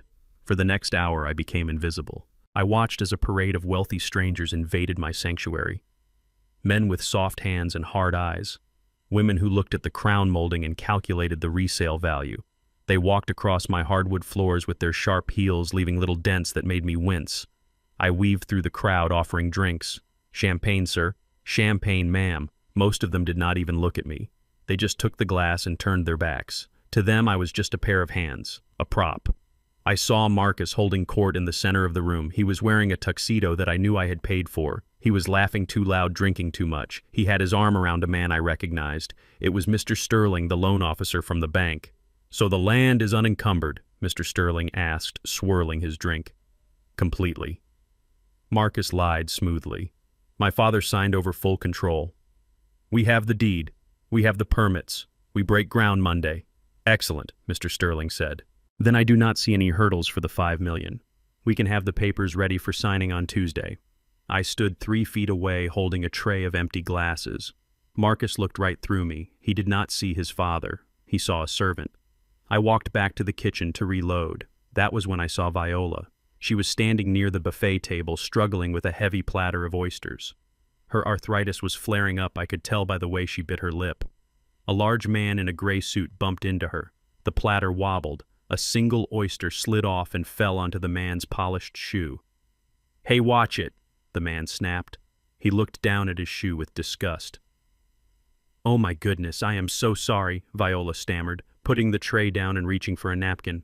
"I will clean it up." "You better clean it up," the man sneered. "God, where do they find this help? You are clumsy." He kicked his foot out toward her, waiting for her to kneel. Viola lowered herself slowly to her knees. My wife, the woman who was the queen of this house, kneeling on the floor to wipe slime off a stranger's shoe. The rage that hit me was not red. It was white. It was blinding. I dropped my tray on the counter with a loud clang. I started to march toward them. I was going to grab that man by his expensive tie and throw him through the front window. I did not care about the plan. I did not care about the trap. No one treated Viola like that. But before I could take 3 steps, Viola looked up. She saw me coming. She saw the violence in my eyes. And she shook her head. Just a tiny microscopic shake. Her eyes were pleading with me. She was saying, "Don't blow it now." She wiped the man's shoe. She stood up. She apologized again. The man grunted and walked away. I stopped. I gripped the edge of the granite counter until my knuckles turned white. I felt like my heart was going to explode. Viola walked over to me. She was trembling, but her head was high. "Ray," she whispered. I looked at her. I wanted to cry. I wanted to scream. "He made you kneel," I hissed, my voice choking with emotion. "It does not matter," she said softly. "It is just dirt. It wipes off." "It matters to me," I said. "Ray," she said, putting her hand on my chest right over my beating heart. "Look at them." I looked out at the party, at the laughter, at the greed. "They are drunk on power," she said. "They think they are gods, but gods do not notice the ants. And that is why the ants win." I took a deep breath. She was stronger than me. In that moment, she was stronger than iron. I grabbed a fresh bottle of champagne. 2 hours, I whispered to her. What she asked. "Just 2 hours," I said. "Can you hold on for 2 hours?" "I can hold on forever," she said, "as long as you are with me." "Then let's finish this," I said. I walked back out onto the floor. But I was not just serving drinks anymore. I was listening. I circulated near the key players. I stood near Harold as he bragged to a developer. "We are going to cut corners on the retaining wall." Harold laughed quietly. "The soil is solid. We do not need the extra reinforcement. That will save us 50 grand right there." I filed that away. Intentional negligence. I moved near Courtney, who was talking to her architect. "Do not worry about the creek," she said. "We will just divert the runoff into the main pipe. If it overflows, it is the county's problem, not ours." I filed that away. Violation of water management statutes. I moved near Marcus. "I feel bad for the old man sometimes," Marcus was saying to a friend. "He looks so pathetic in that little bow tie. But hey, he had his run. It is my turn now." I filed that away too. That one was not for the lawsuit. That one was for my soul. That one was the final lock clicking shut on the door of my mercy. The party roared on. The noise was deafening. But inside my head it was silent. I was counting down the minutes. At 9 o'clock, Harold tapped a spoon against his glass. The room quieted down. "Ladies and gentlemen," Harold boomed, his face flushed with alcohol and victory. "If I could have your attention." The guests turned toward the fireplace where Harold, Marcus, and Courtney were standing. They looked like a royal family posing for a portrait. "We are so glad you could join us tonight," Harold said. "We are here to celebrate not just a renovation, but a revolution. For too long, this prime piece of real estate has been underutilized. It has been stuck in the past." He gestured vaguely toward the kitchen where Viola and I were standing in the shadows. "But tonight, we turn the page," Harold declared. "Tonight, we announce the beginning of the Bishop Preston estate, a symbol of modern luxury and smart investment." The crowd applauded. Marcus beamed. Courtney raised her glass. I watched them. I watched them toast to a future that did not exist. I looked at Viola. She reached out and squeezed my hand. Let them have their applause, I thought. Let them have their moment in the sun, because the storm is coming, and I am the thunder. I turned back to the sink and started washing the crystal glasses, one by one. Careful, methodical, I did not break a single glass, because Ray Bishop does not break things. He fixes them, and tomorrow morning I was going to fix this family permanently. The VIP table was set up near the French doors where the light from the crystal chandelier hit the hardest. It was the center of gravity for the entire room. Harold sat there like a mob boss holding court surrounded by 3 men in suits that cost more than my first house. These were the investors. The sharks. I knew their type. I had dealt with men like them back in the 80s. Men who looked at a neighborhood and saw only spreadsheets. Men who would pave over a cemetery if the zoning board allowed it. I stood in the shadows of the dining room adjusting my bow tie. It felt like a choke collar. My feet ached in the cheap dress shoes Courtney had forced me to wear, but my mind was razor sharp. I watched Harold pour a glass of whiskey for a man with silver hair and a watch that glinted aggressively in the light. That was Mr. Sterling, the banker, the man who was supposed to rubber stamp the loan that would bury my legacy. I needed to know what they were saying. The ambient noise of the party was too loud, a wall of chatter and clinking glass that drowned out their conversation. I could not just walk up and stand there. I needed ears on the ground. I reached into my pocket and touched the small cold metal object I had retrieved from my basement toolbox earlier. It was a remote acoustic sensor, a tiny device no bigger than a quarter that I used to snake down into pipes to listen for leaks or structural stress in the foundation. It was magnetized, it was durable, and it could transmit audio to an app on my phone from up to 50 feet away. Courtney walked past me, snapping her fingers. "Ray," she hissed, "the VIP table is empty. Refill them. And smile, for God's sake. You look like you were at a funeral." I looked at her. In a way, I was. I was at the funeral of her greed. I forced a tight grimace onto my face.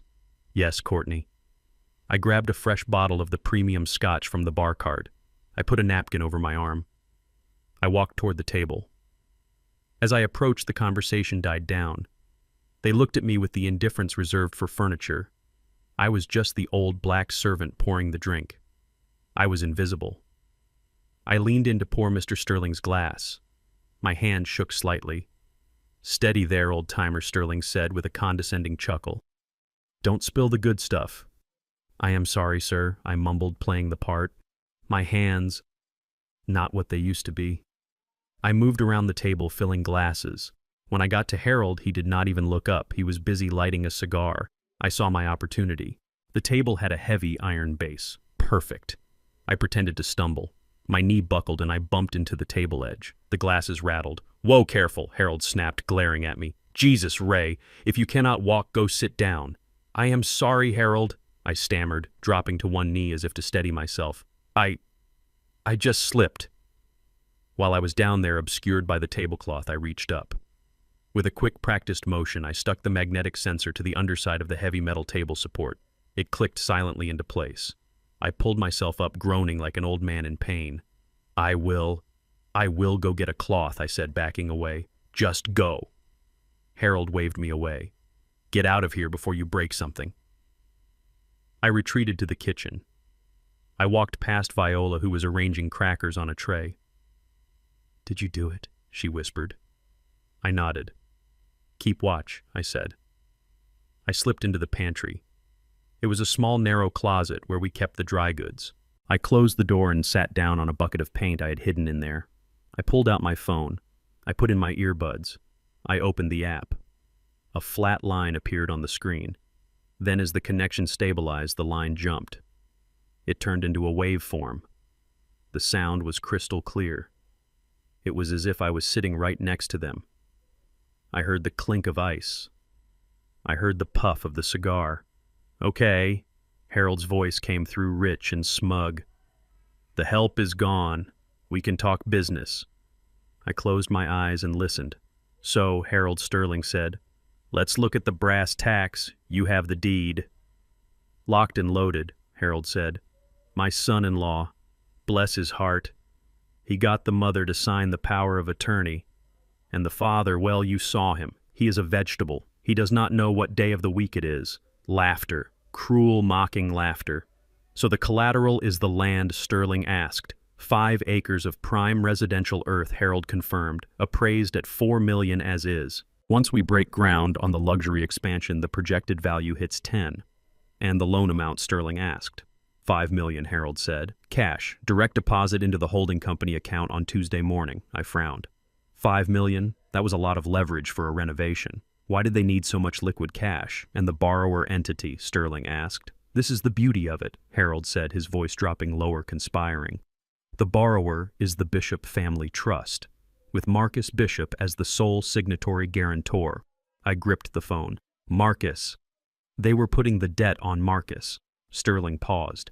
"And you are sure the kid is good for it? I mean, if this goes south—" Harold interrupted him.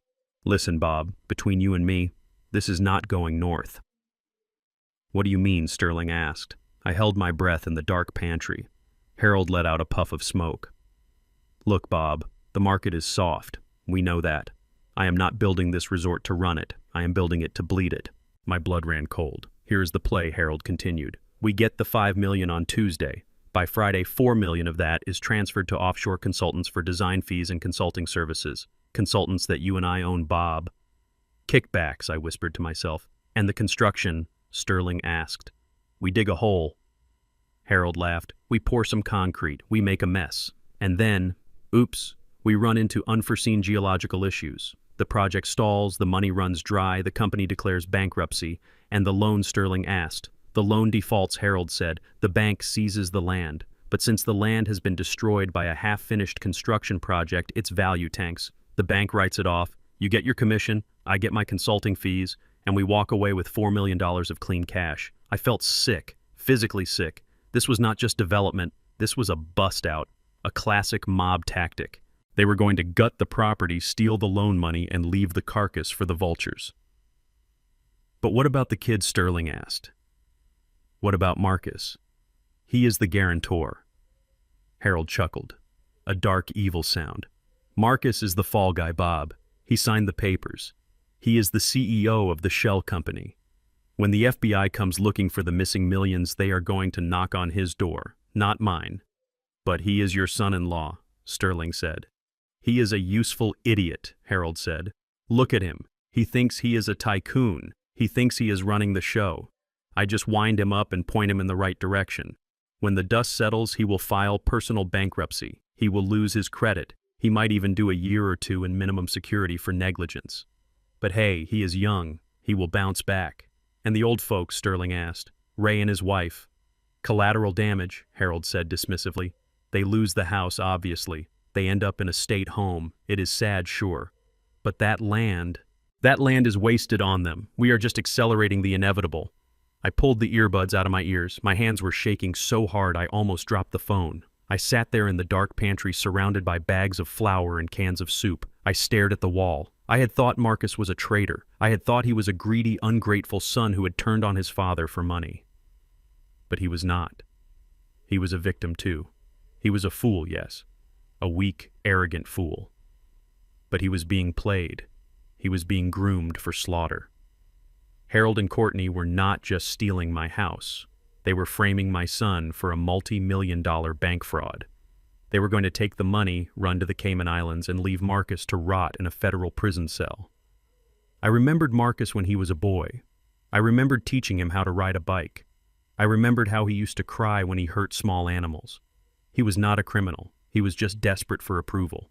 Desperate to be a big man like his father. And Harold had used that desperation to put a noose around his neck. I stood up. The anger I felt before was a candle flame. This was an inferno. I was not just fighting for my property anymore. I was fighting for my son's life. I opened the pantry door. Viola was waiting. She saw my face. "What is it, Ray?" she asked, alarmed. You look like you have seen a ghost." "I saw the devil, Viola," I whispered. I grabbed her arm. "We need to get this recording to Elijah," I said. "Now." "But the party," she said. "Forget the party," I said. I looked out into the kitchen. Marcus walked in. He was holding an empty glass, swaying slightly. He looked happy. He looked proud. "Hey, Dad," he slurred. "Great party, huh? Everyone is impressed. We are making big moves." I looked at him. I saw the target painted on his back. I saw the prison bars closing in around him. "Yes, son," I said, my voice surprisingly steady. "Big moves." I walked up to him. I put a hand on his shoulder. He flinched, surprised by the contact. "Marcus," I said, "do you trust Harold?" Marcus laughed, pushing my hand away. "Of course I trust him. He is family. He is helping us build an empire. You should be grateful." I looked into his eyes. They were glazed over with ambition and scotch.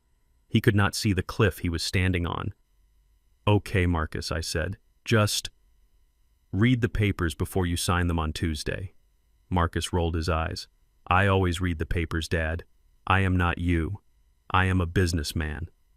He turned and walked back toward the laughter, back toward the man who was planning to destroy him. I watched him go. "You are not a businessman, son," I thought. "You are the sacrifice." I turned to Viola. "Go back out there," I told her. "Keep smiling, keep serving. Do not let them suspect a thing." "Where are you going?" she asked. "I am going to the garage," I said. "I need to upload this file to the cloud securely, and then I'm going to make sure that when the FBI comes knocking, they have the right address." I walked out the back door into the cool night air. The music from the party thumped against the walls of the house. Harold thought he was the predator. He thought he was the shark. But he had forgotten one thing. Sharks swim in the water. And I control the drainage. On Monday, the water was going to run dry, and the shark was going to suffocate right there on the lawn. I looked up at the moon. It was full and bright. "Enjoy your cigar, Harold," I whispered. "It is going to be your last one as a free man." I pulled out my phone and hit send on the audio file. File sent evidence, 001.mp3 recipient, Elijah Gold, attorney at law. The trap was set. The bait was taken. Now all I had to do was wait for the snap. The party finally died down around midnight. The last of the luxury cars pulled out of the driveway, leaving behind the smell of exhaust and expensive perfume. I watched from the kitchen window as Harold and Sterling shook hands one last time under the porch light, sealing their deal with a laugh that sounded like dry leaves scraping on concrete. I was exhausted. My feet were throbbing in the tight dress shoes, and my back felt like someone had taken a hammer to my spine. I took off the ridiculous clip-on bow tie and threw it in the trash. I was ready to go down to the basement to collapse onto the sofa next to Viola, but Courtney had other plans. She walked into the kitchen holding a glass of wine. She looked at me with eyes that were glassy and cruel. "You are not done yet, Ray," she said, leaning against the doorframe. I looked at her. "I am tired, Courtney. Viola is already asleep." "I do not care," she snapped. "You tracked mud onto the carpet in the master bedroom earlier when you were moving boxes. I want it vacuumed, and I want the bathroom scrubbed. I am not waking up to a mess tomorrow." I looked at her hands. They were soft, manicured, useless. "You want me to clean your bedroom?" I asked slowly. "Yes," she said, taking a sip of wine. "And be quiet about it. Marcus is already passed out. Do not wake him." I could have refused. I could have told her to go to hell. But I remembered the plan. I remembered the long game. "Yes, Courtney," I said. "I will take care of it." "Good," she said, turning away. "When you are done, turn off the lights and stay in the basement until noon. We have a brunch meeting." I walked up the stairs to the master bedroom. My bedroom. The room where Viola and I had slept for 30 years before they moved in. Now it was painted a cold, sterile gray. The warm oak furniture was gone, replaced by sharp, modern angles and mirrors.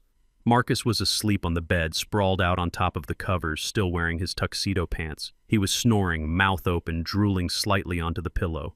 He looked weak. Even in sleep, he looked like a man who was running from something.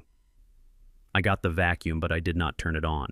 I did not want to wake him. Instead, I picked up the broom and silently swept the carpet near the closet. That was when I saw it. The closet door was open. Inside, amidst the clutter of designer shoes and silk dresses, was the wall safe. I stopped sweeping. I knew that safe. I had bought it for Marcus 5 years ago as a housewarming gift when he bought his first condo. It was a heavy-duty titanium model, fireproof and waterproof.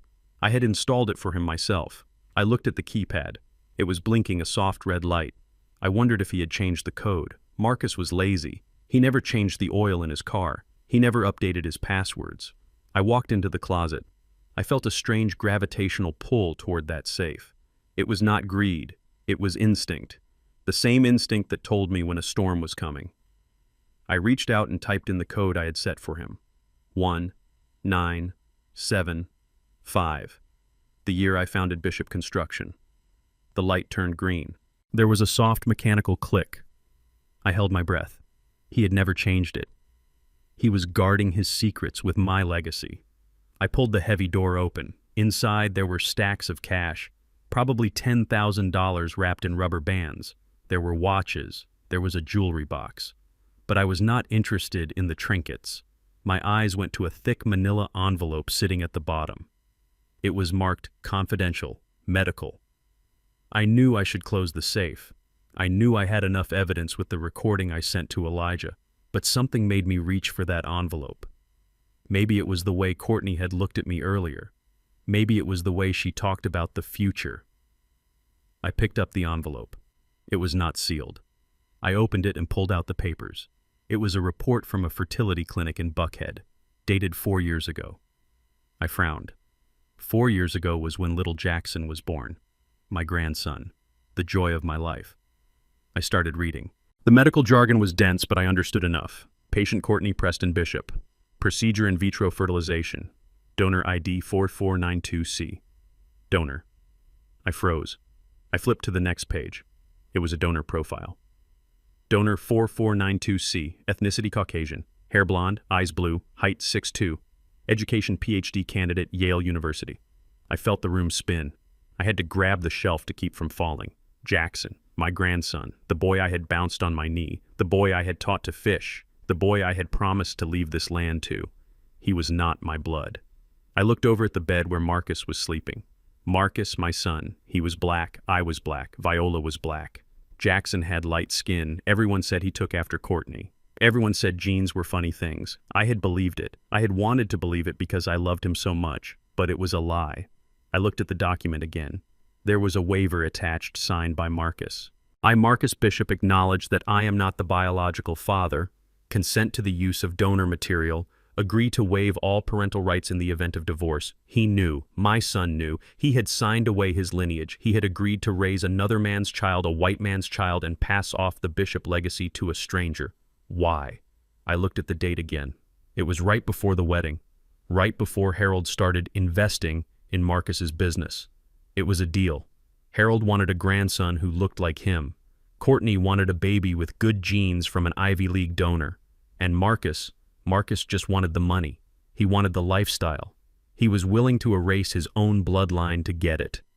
I felt a tear run down my cheek. It was hot and angry. I looked at the photo of Jackson that was tucked into the back of the file.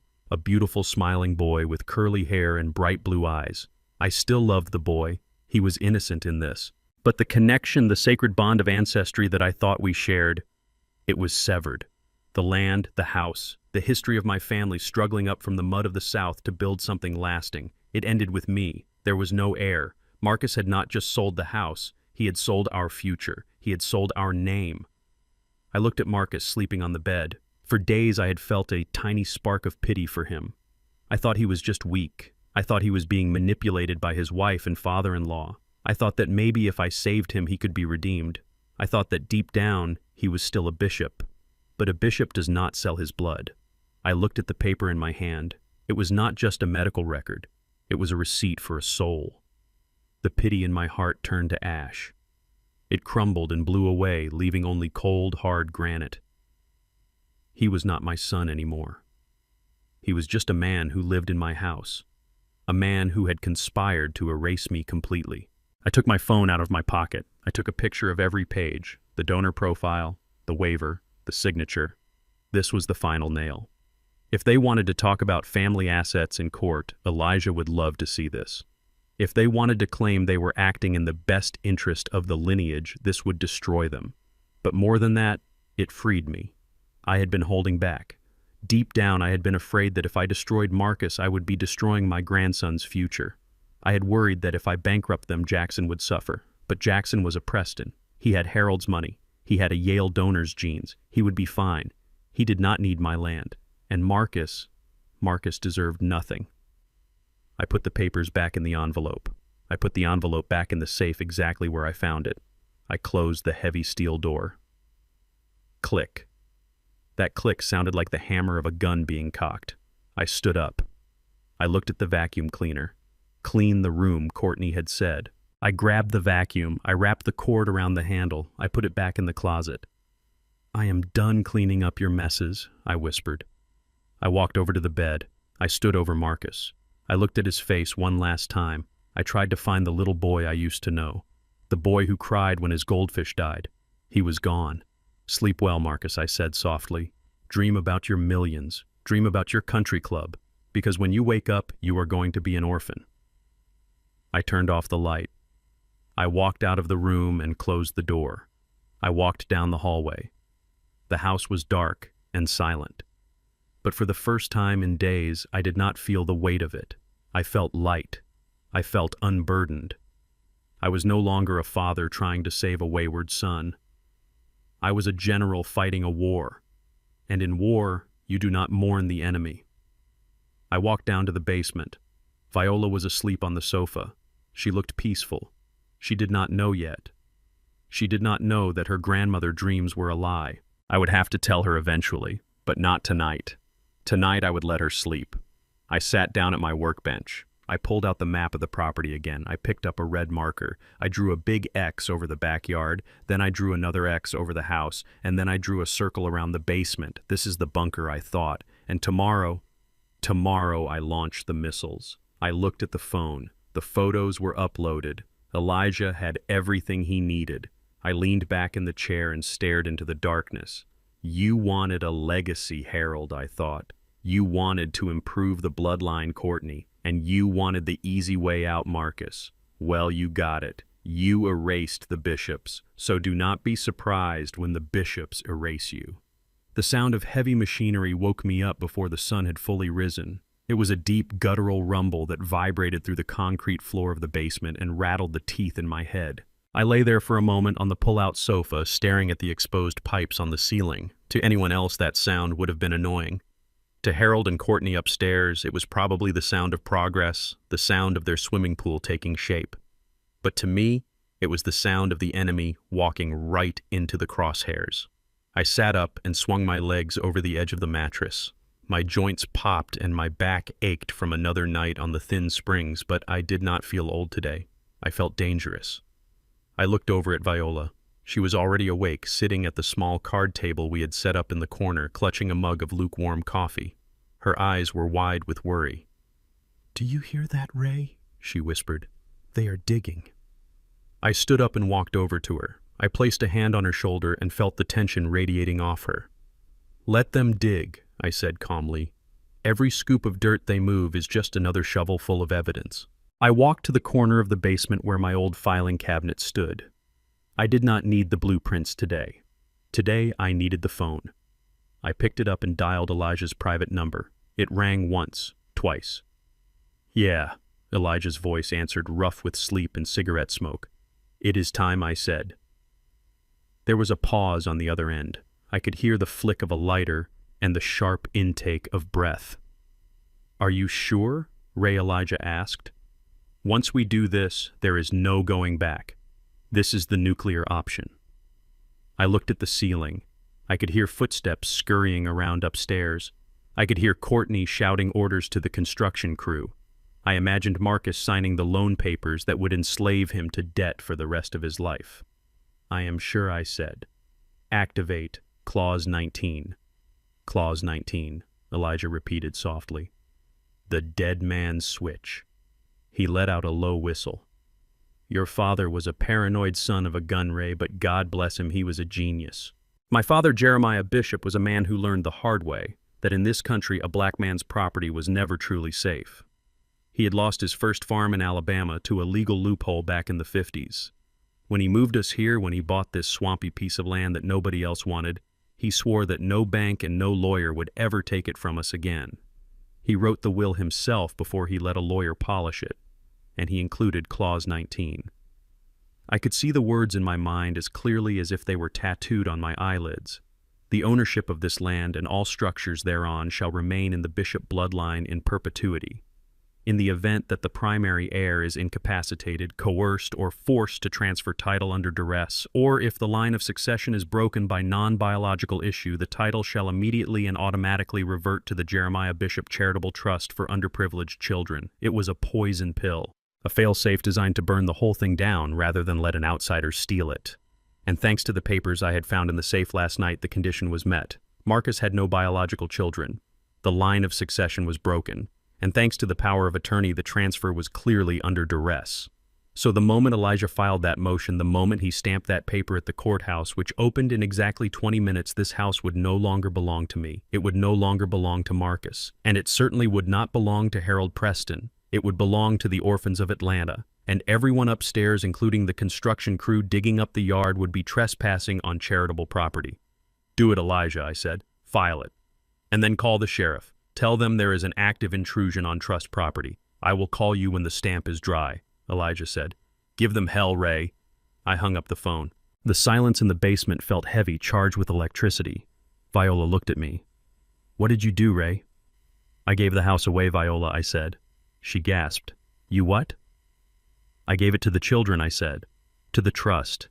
It is the only way to save it from Harold. And it is the only way to save ourselves.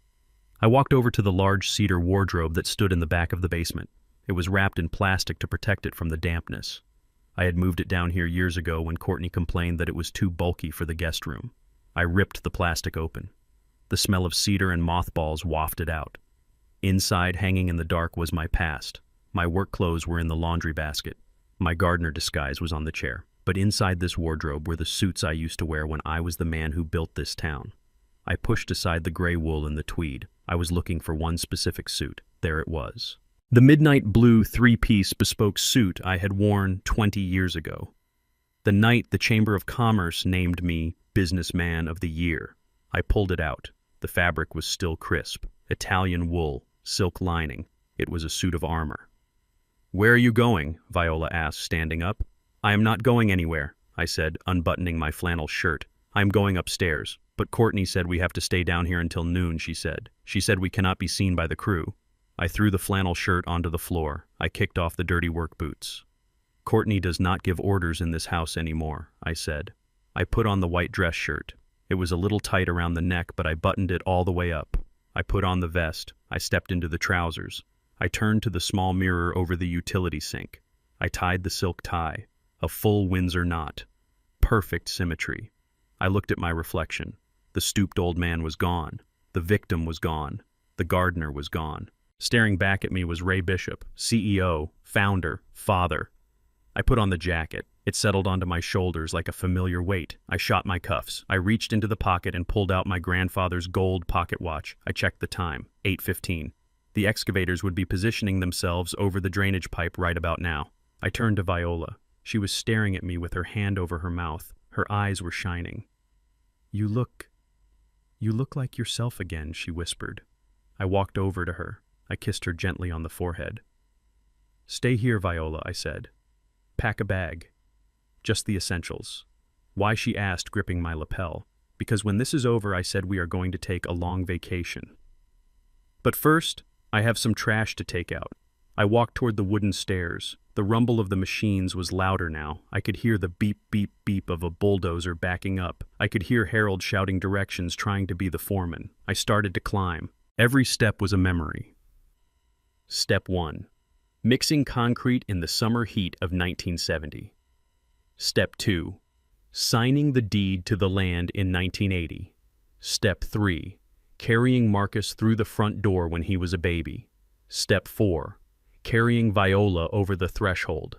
By the time I reached the top of the stairs, I was not just angry. I was cold. I was a force of nature. I reached for the doorknob. Locked, of course.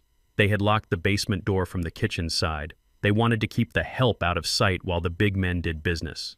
I smiled. I did not knock.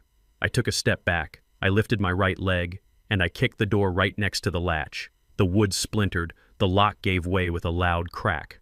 The door swung open, banging against the kitchen wall. The noise cut through the chatter in the kitchen like a gunshot. I stepped through the broken doorway. Harold was standing by the coffee machine holding a mug that said, "World's Best Grandpa." Marcus was eating a bagel. Courtney was looking at paint samples again. They all froze. They looked at the broken door. Then they looked at me. They did not see the old man in the dirty clothes. They saw the man in the midnight blue suit. They saw the man with the gold watch chain glinting in the light. They saw the man who had built the very floor they were standing on. Ray Harold stammered, dropping his spoon. "What the hell?" "You broke the door." I ignored him. I walked past him. I did not shuffle. My strides were long and purposeful. I walked straight to the back door that led to the yard. "Dad," Marcus called out, standing up, his mouth full of bagel. "Dad, what are you doing? You are not supposed to be up here. Go back downstairs." I stopped. I turned my head slowly to look at him. "Sit down, Marcus," I said. My voice was not loud, but it filled the room. It resonated off the walls. Marcus sat down. He did not know why, but he obeyed. It was the voice of his father. The voice he had feared and respected before. The money made him forget. I opened the back door. The bright morning sun hit me. The smell of diesel fumes was strong. There were 2 massive yellow excavators in my backyard. One was already digging its teeth into the turf near the creek. The other was positioning itself over the oak tree, over the culvert. I walked out onto the porch. I walked down the steps. I walked right into the middle of the yard. The foreman, a burly man in a hard hat, saw me. He saw the suit. He saw the way I walked. He waved his hand, and the machines stopped. The engines idled down to a low growl. Harold ran out onto the porch behind me. "Ray, get back inside," he screamed, his face turning purple. "You are embarrassing us. These men are working." I stopped. I stood on the grass. My shoes shined in the sun. I reached into my pocket and pulled out my phone. It vibrated. A text from Elijah. "It is done. The stamp is dry. Sheriff is en route." I smiled. I turned around to face the house. I looked at Harold. I looked at Courtney standing in the doorway clutching her pearls. I looked at Marcus peering out the window. I checked my watch again. "Get off my land," I said. Harold laughed. It was a nervous, hysterical laugh. "Your land. You senile old fool. It is Marcus's land. We have the papers." "No," I said. "You have a piece of paper that says you stole from a helpless old man. But you do not have the land." I pointed to the excavators. "Turn them off," I shouted to the foreman. The foreman looked at Harold, then at me. "Who is this guy?" the foreman yelled. "I am the owner," I said. "And you are trespassing on a federal wildlife preserve and a registered charitable trust." Harold ran down the steps. He looked like he was going to hit me. "Shut up, Ray," he shouted. "Just shut up." He turned to the foreman. "Ignore him. He has dementia. I am the project manager. Dig the hole." The foreman looked doubtful, but he revved the engine. The giant metal bucket lifted into the air, ready to strike the earth. I did not move. I stood right in the path of the machine. "If you dig," I said, my voice calm and deadly, "you will hit a limestone cavern, you will collapse the ground, and you will bury your machine and yourself in a sinkhole." The foreman hesitated. "Dig," Harold screamed. "I am paying you to dig." The bucket came down. It struck the earth. Crunch. The ground shook. But it was not the sound of dirt moving. It was the sound of something hollow breaking. A crack appeared in the grass. It started small, right near the wheel of the excavator. Then it zigzagged like lightning toward the house. "Stop!" I yelled, but it was too late. The arrogance of man had met the laws of nature, and nature was about to collect its debt. The evening air was thick with humidity and the smell of roasted lamb and arrogance. It was the night of the signing ceremony. After the incident with the excavator yesterday, Harold had gone into damage control mode. He had told the investors that I was a mentally unstable old man who had escaped his caregivers and that the crack in the ground was just a settling issue that had been resolved. He had spun a web of lies so thick you could walk on it. To prove that everything was under control, he had organized this emergency gala. He called it the Future of Bishop Estate Dinner. The goal was simple: get Mr. Sterling and the other investors drunk, get them happy, and get them to sign the $5 million loan release before the sun came up tomorrow. I stood in the utility room located just off the garage. It was a small concrete room that smelled of ozone and dust. This was the heart of the house. On the wall in front of me was the main breaker panel. It was a massive gray metal box that controlled every spark of electricity in the estate. I had installed it myself 20 years ago. I knew every circuit. I knew every fuse. I was no longer wearing the gardener's clothes. I was no longer wearing the servant's uniform. I was wearing the midnight blue bespoke suit I had pulled from the cedar wardrobe. It fit me like a second skin. The Italian wool settled onto my shoulders, giving me a posture I had not held in years. I checked my reflection in the small safety mirror on the wall. The stooped victim was gone. The coughing old man was gone. Staring back at me was Ray Bishop, the man who had built a dynasty from dirt. I checked my pocket watch. It was 9:15. Through the wall I could hear the muffled sounds of the party in the great hall. I heard the clinking of glasses. I heard the string quartet playing Mozart, and I heard Harold's voice booming over the microphone. He was making his toast. He was selling them the dream one last time. I reached out and placed my hand on the main throw switch. It was heavy. It was cold. Upstairs, Harold was probably raising his glass. He was probably looking at Marcus and winking, thinking they had pulled it off. He thought I was locked in the basement. He thought he had won. I took a deep breath.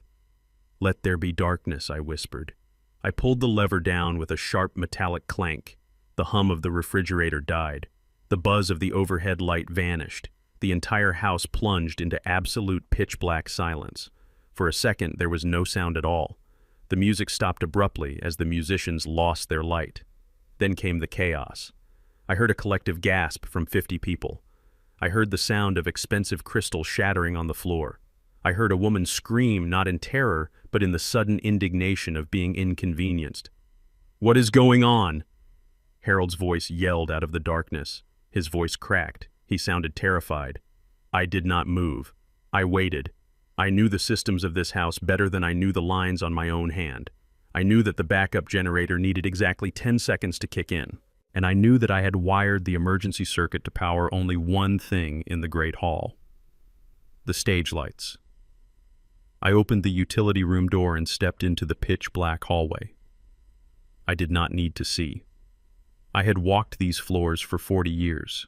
I counted my steps. 1, 2, 3. I moved through the darkness like a panther. I could hear people bumping into each other. I could hear Marcus asking if anyone had a flashlight. 4, 5, 6. I reached the side entrance of the great hall. I slipped inside. The room was a cavern of confusion. The air was hot with the smell of panic. 7, 8, 9. I walked up the side steps of the stage. I stood right next to where I knew Harold was standing. I could hear his heavy breathing. I could smell the fear sweating out of his pores. 10. Thrum.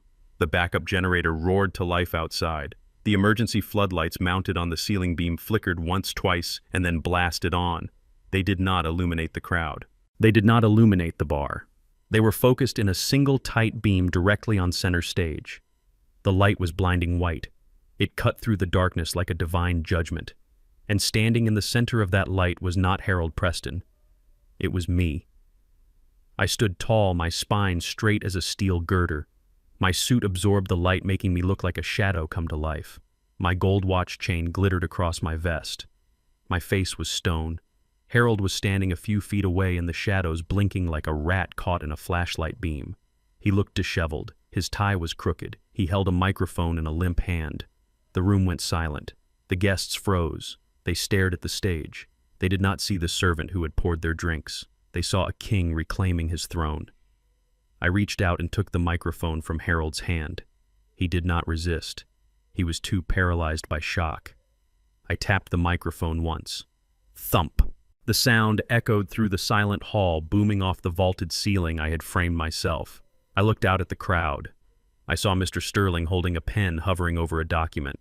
I saw Courtney clutching her chest, her face pale under her makeup. I saw Marcus looking at me with his mouth open. I waited. I let the silence stretch until it was uncomfortable, until it was painful. I looked directly at Mr. Sterling. "I am sorry to interrupt this fraud," I said. My voice was deep, steady, and rich. It was the voice of a man who commanded construction crews over the roar of jackhammers. It was not the voice of a dementia patient. Harold stepped forward, trying to regain control. "Ladies and gentlemen," he stammered, his hands waving frantically, "please ignore this. This is my father-in-law. He is having an episode. He is confused. Security. Where is security?" "There is no security, Harold," I said into the microphone, drowning him out. "Because this is my house and I sent them home. I took a step towards the edge of the stage. The light followed me. "You are not having an episode," Ray Harold hissed at me away from the mic. "Get off this stage, or I swear to God I will have you committed tonight." I turned and looked at him. I looked at him with such cold intensity that he actually took a step back. "You will do nothing, Harold," I said calmly, "because you have no power here, not anymore." I turned back to the crowd. "My name is Raymond Bishop," I said. "I built this house in 1981. I dug the foundation, I laid the brick, and I raised my family within these walls." I paused, scanning the faces of the investors. "You are here tonight to sign a deal for the Bishop Estate luxury redevelopment. You have been told that the land is stable, you have been told that the title is clear, and you have been told that I have voluntarily stepped down to let the next generation take over." I reached into the inside pocket of my jacket. Harold flinched, thinking I had a weapon. I pulled out a folded piece of paper. It was the injunction Elijah had stamped this morning. I held it up in the harsh white light. "This," I said, "is a federal injunction filed at 8 a.m. this morning. It declares that as of today, the title to this land has reverted to the Jeremiah Bishop Charitable Trust." A murmur ran through the crowd. Mr. Sterling dropped his pen. "What does that mean?" Sterling called out, standing up. "It means," I said, smiling a cold, humorless smile, "that this house is now an orphanage. It means that the land you are standing on is protected property. And it means that the loan documents you are about to sign are worth less than the napkin you wiped your mouth with." Harold lunged for me. He tried to grab the microphone. "He is lying!" Harold screamed. "He is crazy. The papers are signed. We have the power of attorney." I simply sidestepped him. He stumbled and nearly fell off the stage. It was pathetic. I looked at Marcus. He was standing near the front row. He looked small. He looked like a child wearing a man's tuxedo. "Marcus," I said, my voice softening just a fraction, "step into the light." Marcus hesitated. Then slowly, like a sleepwalker, he walked toward the stage. "Tell them, Marcus," I said. "Tell them about the power of attorney." "Dad, please." Marcus whispered, tears welling in his eyes. "Don't do this. Tell them," I commanded, my voice cracking like a whip. "Tell them how you told your mother I was in a coma. Tell them how you lied to a frightened woman to steal her signature." The crowd gasped. Heads turned toward Marcus. He shrank under the scrutiny. I thought it was for the best," Marcus stammered. "And the medical report," I asked. "The one in your safe. The one about my grandson." Marcus went white. He looked at Courtney.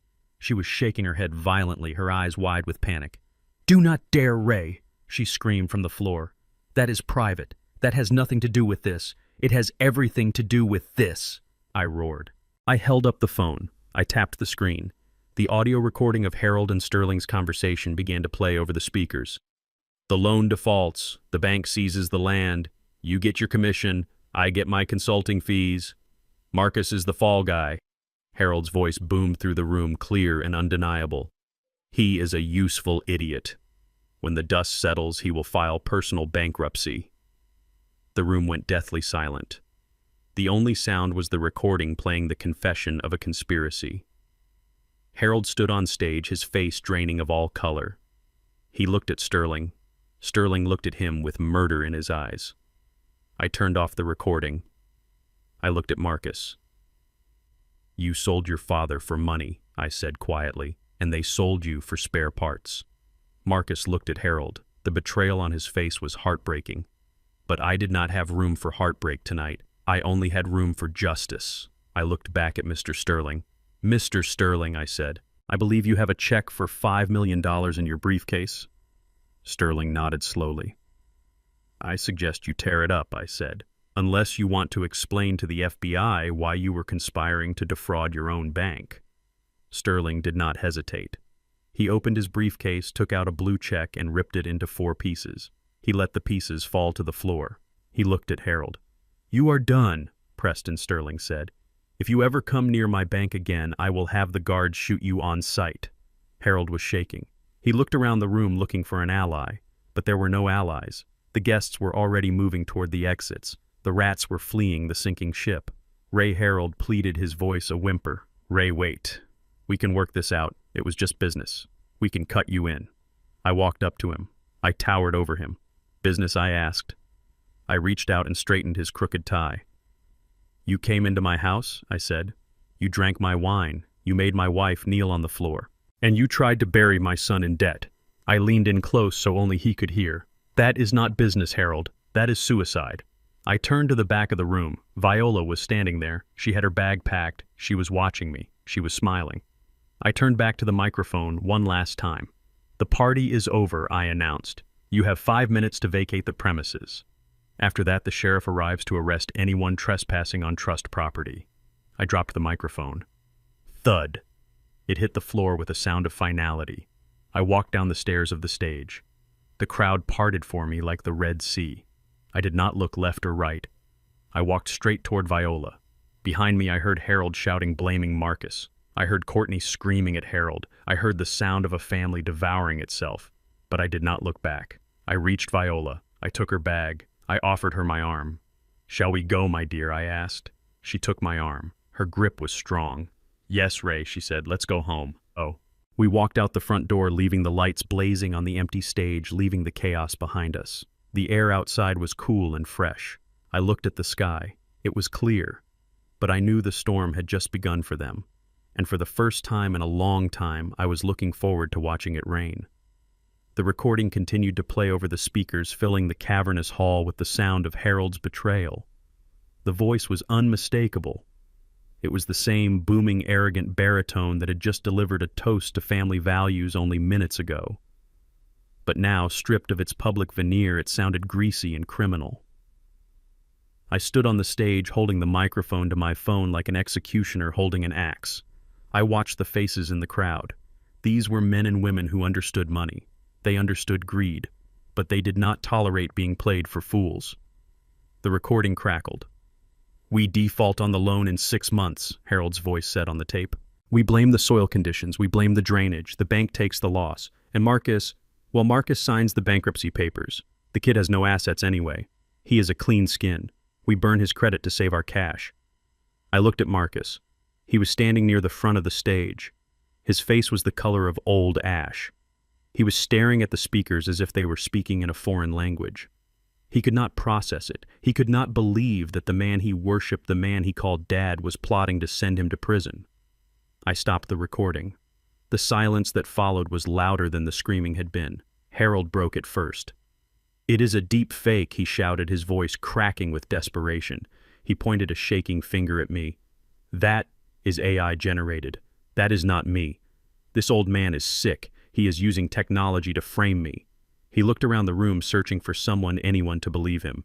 "Bob, tell them," Harold pleaded, looking at Mr. Sterling. "You know me. We play golf. You know I would never do that." Mr. Sterling stood up slowly. He picked up the pieces of the check he had torn up. He walked over to Harold. He did not look like a golf buddy. He looked like a shark that had just smelled blood in the water. "I know you," Harold Sterling said, his voice low and dangerous. "I know you are a liar, and I know that voice. You said those exact words to me 3 years ago on the Highland Park deal. I just did not know you were planning to pull the same scam on me." Sterling turned to his associates. "Pack up," he ordered. "We are leaving, and call legal. I want a freeze on all Preston assets by morning." "No," Harold screamed, grabbing Sterling's arm. "You cannot do that. We have a contract." Sterling shoved him away hard. Harold stumbled back, knocking over a tray of champagne glasses. They shattered around his feet like his future. "Get off me!" Sterling spat. I watched them. The rats were eating each other. But I was not done. I looked at Marcus. He was still standing there frozen. He looked at Harold, then he looked at me. "Dad," Marcus whispered. "Is it true?" I looked down at my son. I saw the pain in his eyes. It would have been easy to stop there. It would have been easy to let the financial ruin be the end of it. But I had to burn the bridge completely. I had to make sure he could never go back to them. I had to sever the cord that tied him to Courtney and her toxic family. I signaled to Elijah, who was standing by the projection system at the back of the room. Elijah nodded. "I have one more thing to show you," I said into the microphone. The large screen behind me, which had been displaying the architectural renderings of the new pool, flickered. The image changed. A collective gasp went through the room. It was not a blueprint. It was a medical document. It was the fertility clinic report, blown up to 10 feet tall. The words were legible even from the back of the room. Patient Courtney Preston Bishop. Donor profile 4492C, ethnicity Caucasian. Physical traits: blonde hair, blue eyes, occupation tennis instructor, Yale PhD candidate. I saw Courtney scream. It was a primal sound. She lunged toward the projector, trying to block the beam of light with her body, but the image just projected onto her white dress, branding her with her own secret. "Turn it off," she shrieked, clawing at the air. "Turn it off, you evil old man." I did not turn it off. I looked at Marcus. He was reading the screen. His lips were moving silently. I spoke into the microphone, my voice soft but unyielding. "Marcus," I said, "you wanted a legacy. You wanted to give the Bishop name to a grandson. You told me little Jackson had your grandmother's eyes." Marcus looked up at me. Tears were streaming down his face now. "But he does not have my mother's eyes, Marcus," I said. "He has the eyes of the man Courtney was taking private lessons from at the club." "That is a lie," Courtney screamed. She ran toward Marcus, grabbing his lapels. "Do not listen to him, baby. He is lying. We chose a donor together, remember?" We agreed. Marcus pushed her away. He looked at her with horror. "We chose a donor," he said, his voice shaking. "Yes, because you told me my count was low. You told me we needed help. But you said the donor was anonymous. You said he was like me." Courtney froze. "I chose the best." Courtney spat, her mask finally slipping completely. "I chose a donor with good genes, Marcus. A donor with a future. A donor with a PhD. Not some construction worker bloodline." The room went dead silent. There it was. The racism. The elitism. The hatred she had hidden behind a smile for 5 years. She covered her mouth, realizing what she had said. "But words are like bullets. Once they leave the barrel, you cannot call them back." Marcus stepped back as if she had slapped him. He looked at the screen again. "Tennis instructor." He looked at Harold. "You knew?" Marcus asked. Harold wiped sweat from his forehead. He shrugged, a gesture of complete indifference. "Does it matter who the sire is?" Harold said. "The kid is healthy. He is white. He is bright. He has a future. You are his father on paper, Marcus. Grow up. That is how the world works. We upgraded the stock. Upgraded." I felt a fire in my chest. They talked about my grandson like he was cattle. Like he was a product. I gripped the microphone. "You did not upgrade anything," I said, my voice booming. "You erased him. You erased my son. And you erased me." I walked to the edge of the stage. "Marcus," I said, "look at them. Look at the people you sold your soul for. They do not love you. They do not respect you. To them, you are just a signature. You are just a bank account they can drain and a name they can use to hide their sins." Marcus looked at his wife. He looked at his father-in-law. He saw them clearly for the first time. He saw the ugliness beneath the expensive clothes. He reached into his pocket. He pulled out the debit card. My debit card. The one he had taken from me yesterday. He looked at it. Then he looked at Courtney. He threw the card at her feet. "I am done," Marcus said. His voice was quiet, but it carried. "What did you say?" Courtney hissed. "I said I am done," Marcus repeated louder. "I am done being your puppet. I am done being your fool. And I am done being your husband. You cannot leave me." Courtney laughed nervously. "You have nothing, Marcus. We own you. We own the house. We own the company." "No," I interrupted. You own nothing. I pointed to the screen where the injunction was still visible in the corner. The house belongs to the trust, I said. The company accounts have been frozen by Mr. Sterling. And the loan, well, the loan is dead. I looked at Harold. You are broke, Harold, I said. And come Monday morning when the SEC investigates that recording, you will be in handcuffs. Harold looked around wildly. He realized the walls were closing in. He ran. He actually ran. The big man who wanted to build an empire scrambled off the stage and bolted for the side exit, knocking over chairs in his panic. Courtney watched him go, her father, her hero, abandoning her. She looked at Marcus. Baby, she pleaded, changing her tune instantly. We can fix this. We can explain. Marcus looked at her with dead eyes. Don't call me baby, he said. He turned his back on her. He walked toward the stage. He walked toward me. He stopped at the bottom of the steps. He looked up. He looked like a little boy again. A little boy who had fallen off his bike and scraped his knees raw. Dad, he whispered. I looked down at him. Part of me wanted to hug him. Part of me wanted to pull him up onto the stage and shield him from the pain. But I knew I couldn't. Not yet. He had to stand on his own 2 feet. He had to feel the weight of his mistakes. I did not reach down. I stood tall. You have a long walk ahead of you, son, I said. I turned away from him.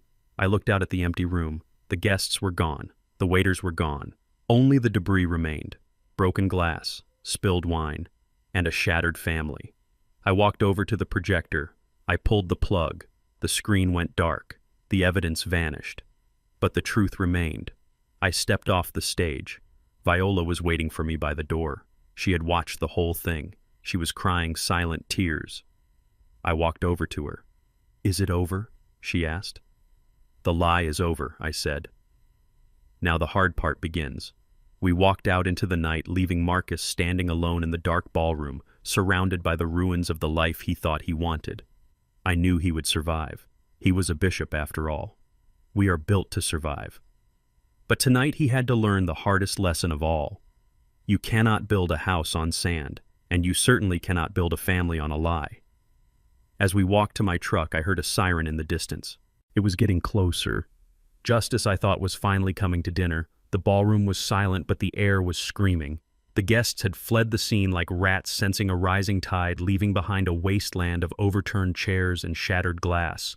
But the Prestons were still there. They were trapped in the wreckage of their own ego.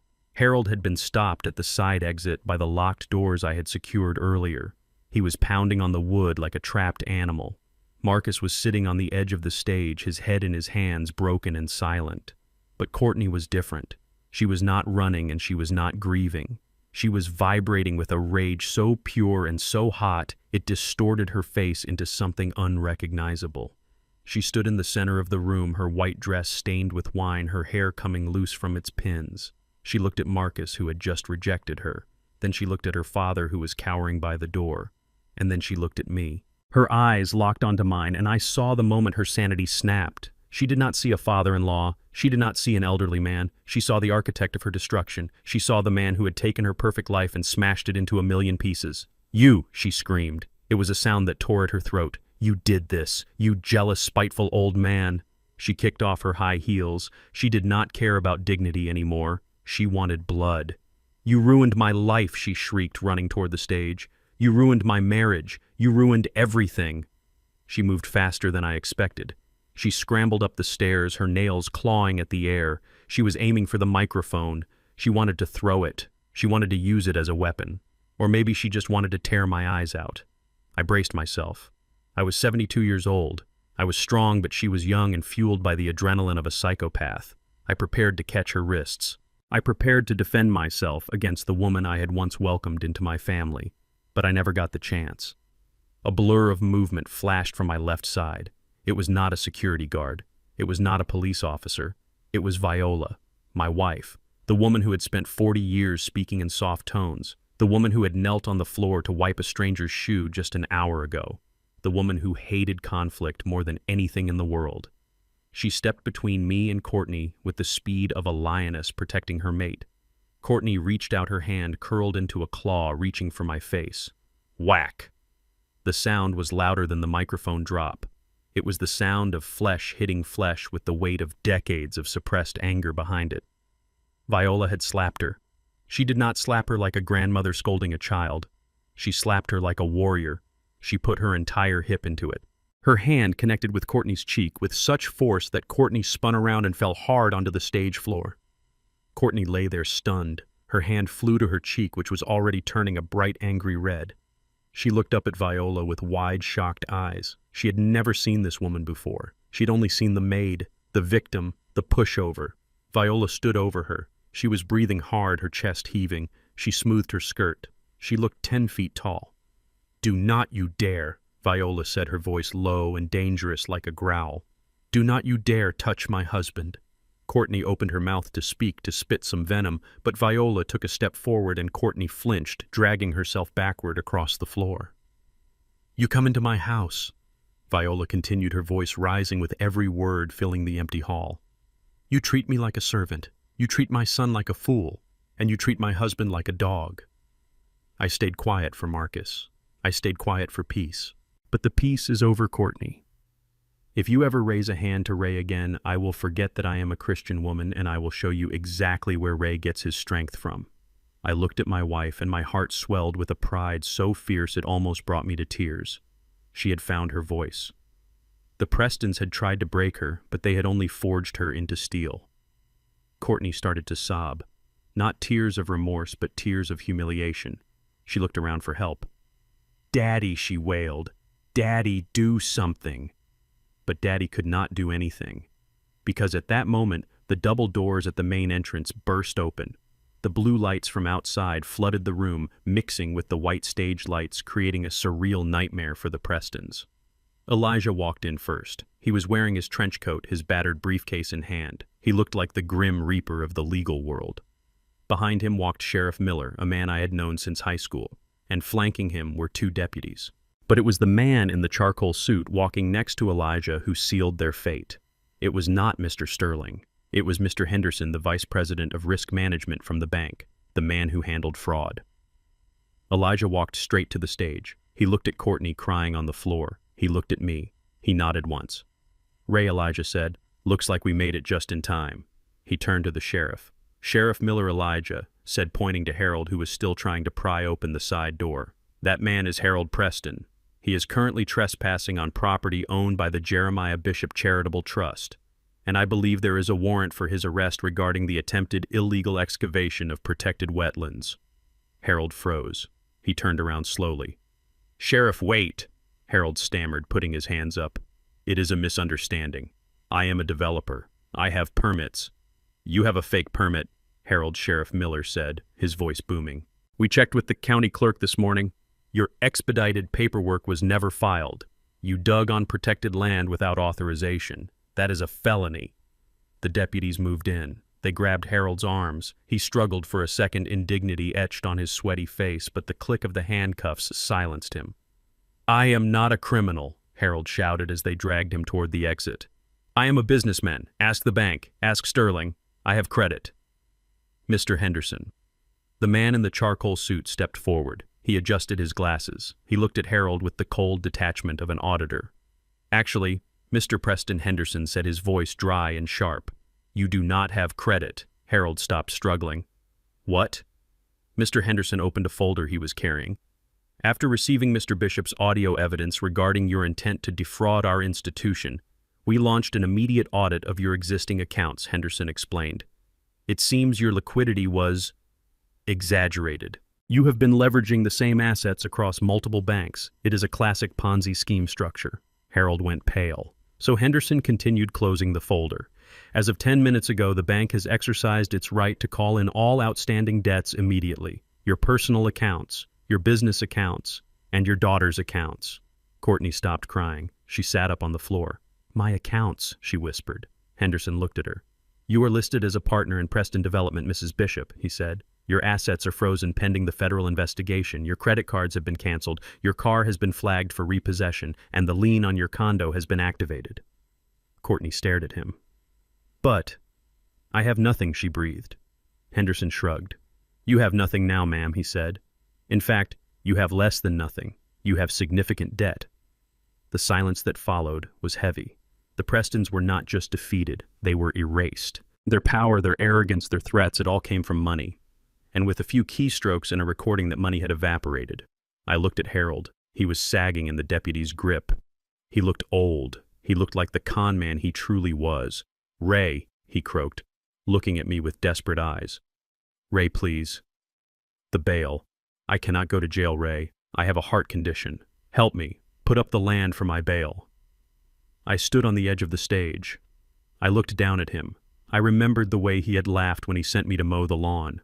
I remembered the way he had planned to send my son to prison. "My land belongs to the orphans, Harold," I said calmly. "And they do not bail out criminals." "Take him away, Sheriff," I said.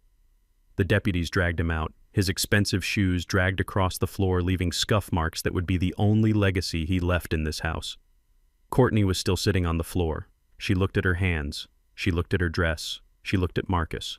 "Marcus," she whispered, "help me. We can fight this. My dad, he made mistakes, but we are a team." Marcus stood up from the edge of the stage. He walked over to her. He looked down at his wife. He reached into his pocket. He pulled out his car keys, the keys to the luxury SUV that Harold had leased for him. He dropped the keys on the floor next to her. "They are going to repossess it anyway," Marcus said, his voice devoid of emotion. "You might as well give it to them now."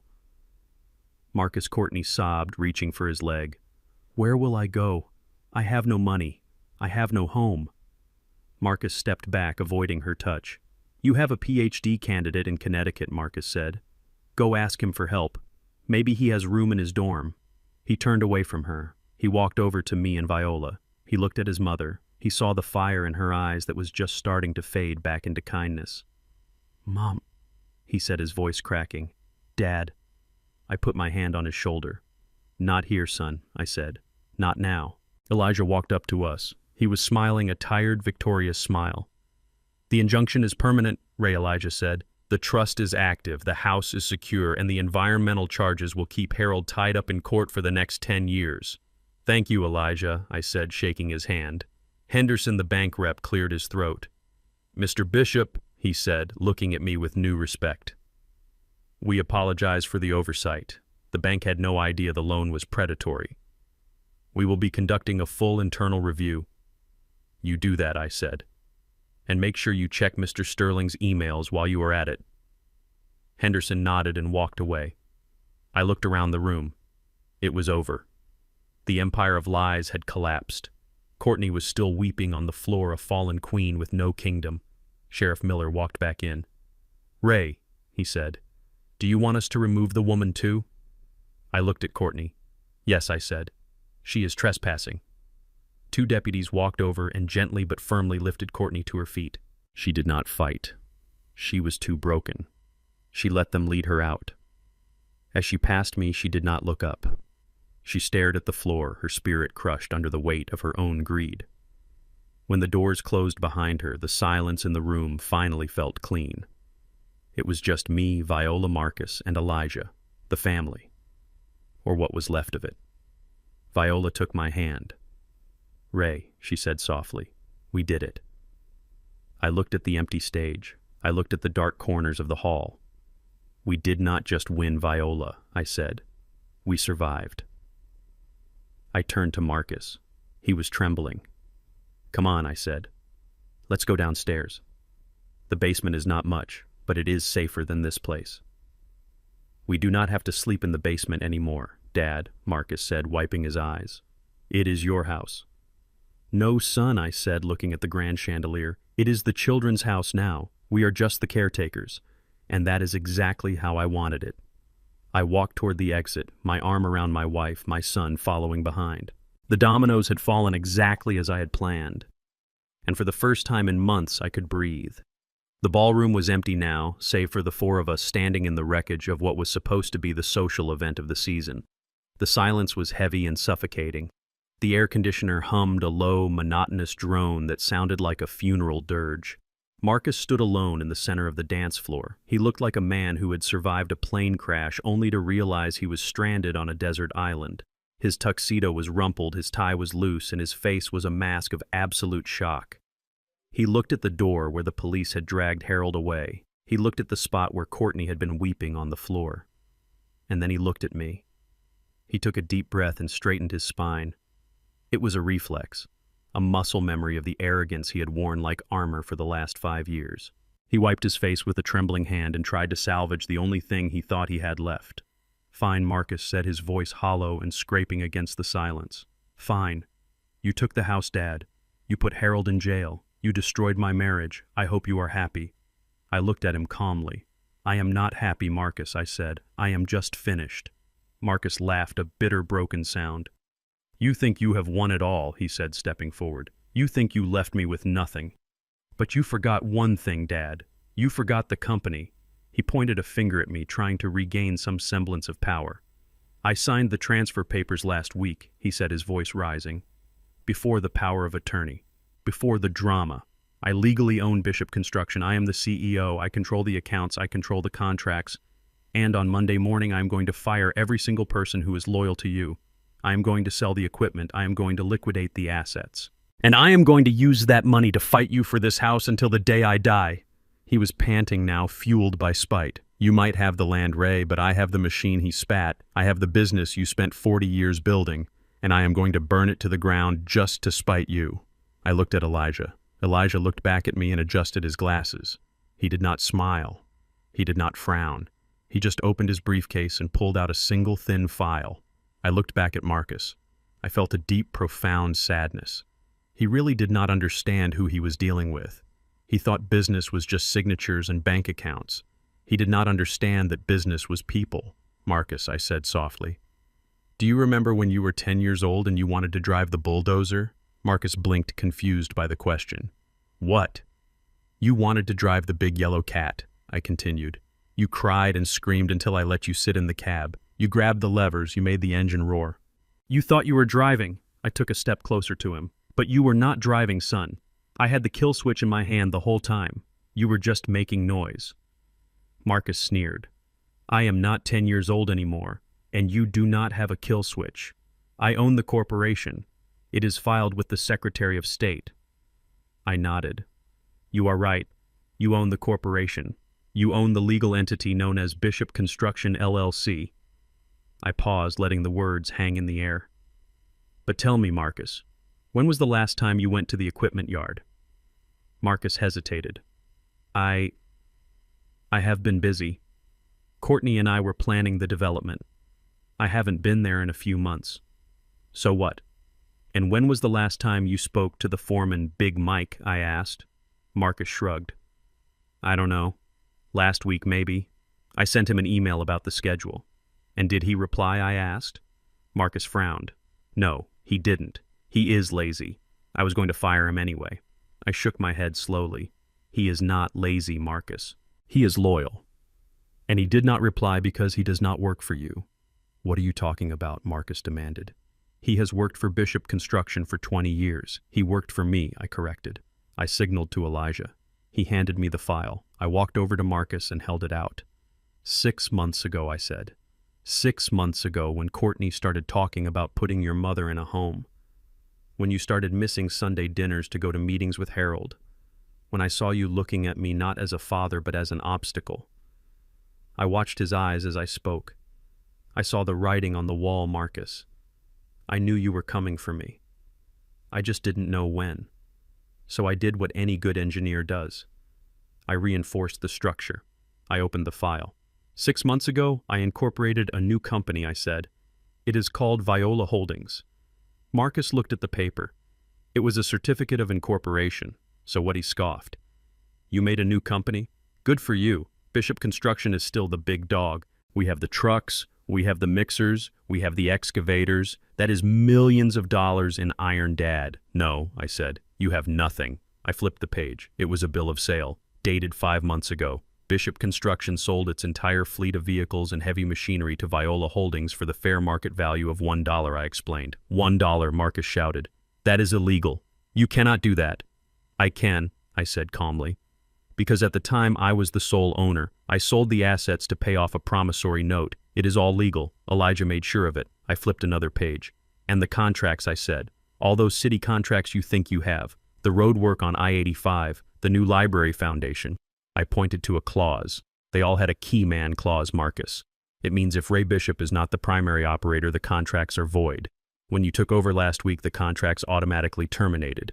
And do you know who picked them up the next day? Marcus stared at me, his mouth open. Viola Holdings, I whispered. And the men, I continued, relentless now. Big Mike, the concrete crew, the framers, the men who actually know how to build. They all resigned from Bishop Construction on Friday. They signed new employment agreements with Viola Holdings this morning. They are not coming to your yard on Monday, Marcus. They are coming to mine. Marcus staggered back. He looked like he had been punched in the gut. So I have nothing, he whispered. Not exactly, I said, closing the file. I handed the file to him. He took it with limp hands. You have the name, I said. You have the logo. You have the office lease, which, by the way, is 3 months behind on rent. I paused. I was about to deliver the final blow. The payload. And you have one more thing. Marcus looked up. Fear was replacing the anger in his eyes. What he asked, his voice trembling. I reached into my pocket and pulled out an envelope. It was not from a lawyer. It was from the IRS. I handed it to him. You see, Marcus, I said, when I transferred the assets, I had to balance the books. Bishop Construction had a very profitable year last year, but I decided to delay the tax payment. I wanted to keep the cash flow liquid for the new company. Marcus opened the envelope. His hands shook so hard the paper rattled. He stared at the number. $212,000, plus penalties and interest, due immediately. I watched the color drain from his face until he looked like a ghost. You didn't pay the corporate taxes? He stammered. I forgot, I said, shrugging. Old age, you know. I get confused. But this is addressed to the CEO, Marcus said. Exactly, I said. And as of last week, when you signed those papers with Harold, you are the CEO. You signed an assumption of liability, Marcus. You wanted the title. You wanted the power. Well, the power comes with a price tag. Marcus dropped the letter. It fluttered to the floor, landing next to the broken glass. $200,000, he whispered. I don't have $200,000. You froze my accounts. I know, I said. And the company accounts, Marcus asked, desperate now. Empty, I said. I transferred the cash reserves to Viola Holdings as a consulting fee for management services. Marcus fell to his knees. He did not collapse gracefully. He just crumpled. He sat on the dirty floor in his ruined tuxedo, surrounded by the wreckage of his life. He looked up at me, and for the first time I saw the full weight of reality crushing him. You planned this, he said. You planned this whole thing. You let me steal an empty shell. You let me sign my life away for a debt I cannot pay. I looked down at him. I did not plan for you to betray me, Marcus, I said. I planned for a rainy day. You just happened to be the storm. But why? Marcus cried. Why would you do this to me? I am your son. Because you are my son, I said, my voice breaking for the first time. Because I love you enough to teach you the lesson you refused to learn. I knelt down so I was eye level with him. You thought you could take what you did not build, Marcus. You thought you could inherit respect. You thought you could steal a legacy. But a legacy isn't concrete and steel. It isn't a bank account. It is character. And until you build some character, you will never own anything of value. I stood up. The IRS does not play games, Marcus. You have 30 days to pay that bill. If you don't, they will seize your personal assets, your car, your clothes, your condo. But I have nothing left, he sobbed. Courtney is gone. The house is gone. The money is gone. Then you better start working, I said. I pointed to the door. I hear Viola Holdings is hiring laborers, I said. Minimum wage. Hard work, digging ditches. It is not glamorous, Marcus, but it is honest. And if you show up on Monday morning at 6 a.m. sharp, Big Mike might give you a shovel. Marcus stared at me. He looked at the floor. He looked at his soft hands. You want me to dig ditches, he whispered. I want you to build a man, I said, and you start at the bottom, just like I did. I turned away from him. Viola was waiting by the exit. She had heard everything. She did not look happy. A mother is never happy to see her child suffer. But she looked resolved. She knew it was necessary. Come on, Ray, she said softly. Let's go home. I walked over to her. Elijah packed up his briefcase and followed us. We walked out of the ballroom. At the door, I stopped and looked back one last time. Marcus was sitting alone in the spotlight. He was holding the IRS letter in one hand and the useless bill of sale in the other. He looked small. He looked terrified. But for the first time in his life, he was holding the truth. The company was a shell. The marriage was a lie. The friendship with Harold was a scam. All he had left was the debt. "Good luck, Marcus," I whispered. I pushed the heavy doors open and walked out into the cool night air. The stars were shining above the city of Atlanta. Somewhere out there in the darkness, my excavators were parked safe and sound in a new yard ready to build a new future. I took Viola's hand. "You know," I said as we walked to the truck. What she asked. "I think I might retire for real this time," I said. Viola laughed, a warm, genuine sound that washed away the ugliness of the night. "You will never retire, Ray Bishop," she said. "You will be building something until the day you die." "Maybe," I said, smiling. "But from now on, I am only building for us." I started the engine of the old truck. It roared to life, strong and reliable.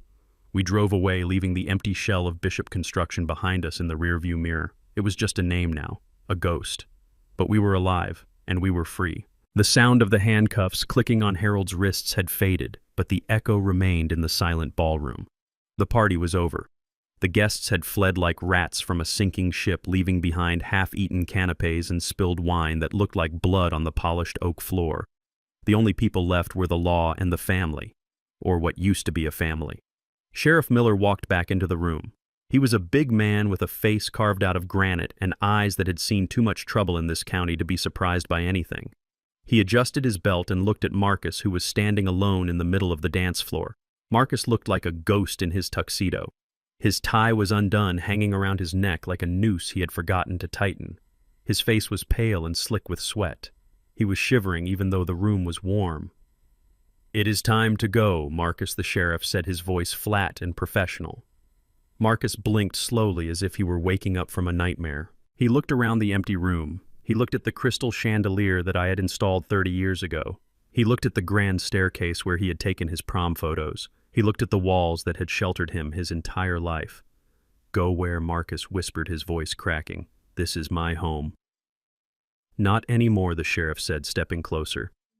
"As of 8 o'clock this morning, this property belongs to the Jeremiah Bishop Charitable Trust. You are not a trustee, you are not an employee, and you are certainly not a resident." The sheriff pointed to the open double doors where the night air was drifting in cool and indifferent.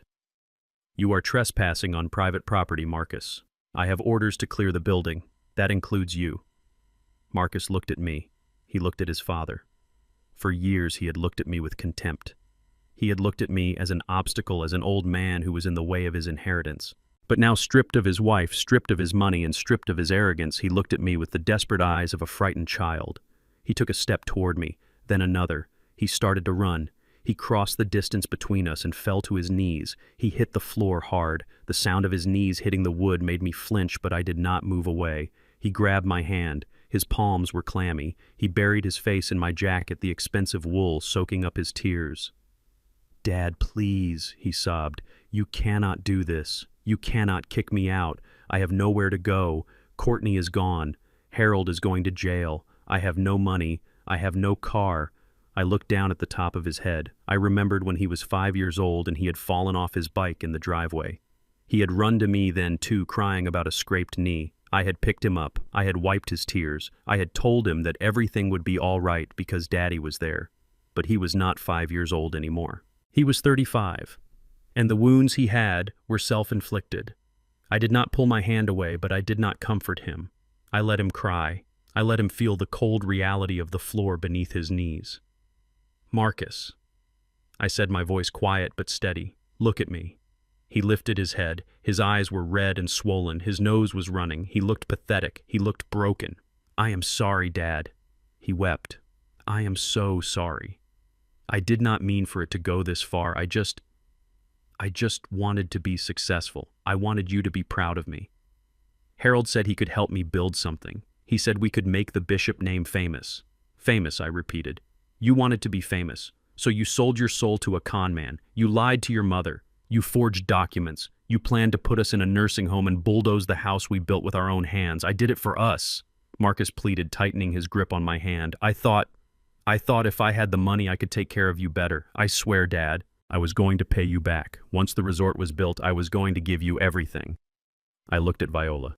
She was standing a few feet away. Her face was unreadable. She was watching her son beg. Every mother wants to save her child. I knew every instinct in her body was screaming at her to rush forward, to pull him up, to hold him close, but she did not move. She stood her ground. She remembered the way Courtney had snapped at her. She remembered the way Marcus had stood by and watched while she was treated like a servant in her own kitchen. I pulled my hand away from Marcus's grip. He reached for me again, but I took a step back. "You were not going to give us everything, Marcus," I said. "You were going to give us charity, and there is a big difference." I pointed to the spot on the floor where Viola had knelt earlier that evening to wipe the shoe of the rude guest. "Do you see that spot, Marcus?" I asked. He looked at the floor, confused. "That is where your mother knelt," I said, my voice hardening. "That is where she lowered herself to clean the dirt off a stranger's shoe because she was trying to protect you. She was trying to play the role you forced her into. She swallowed her pride. She swallowed her dignity. Just so you could have your party. Just so you could play the big shot." I felt the anger rising in my chest again, not the hot, explosive anger of before, but a cold, heavy weight. "I can forgive the money, Marcus. Money is just paper. I can make more. I can forgive the house. It is just wood and brick. If you had burned it down by accident, I would have rebuilt it." I leaned down, getting close to his face. "But I will never forgive you for what you did to her." Marcus flinched as if I had struck him. "You let them humiliate her," I whispered. "You stood there in your tuxedo drinking my wine, and you watched your wife and her father treat your mother like a maid. You watched them laugh at her. You watched them order her around, and you said nothing." I stood up straight, towering over him. "You are not a man, Marcus. A man protects his family. A man protects the woman who gave him life. You traded her dignity for a swimming pool. You traded her respect for a loan approval." "Dad, please," Marcus wailed, reaching for my leg again. "I was scared. I was weak." "Yes," I said, "you were weak, and you are still weak. Look at you, kneeling on the floor begging your father to fix your mess. You want me to wave a magic wand. You want me to write a check. You want me to make the bad men go away." I shook my head slowly. "I cannot fix this for you, son. If I fix this, you will never learn. You will spend the rest of your life looking for the next herald to tell you what to do. You will spend the rest of your life being a victim." Sheriff Miller stepped forward. He put a hand on Marcus's shoulder.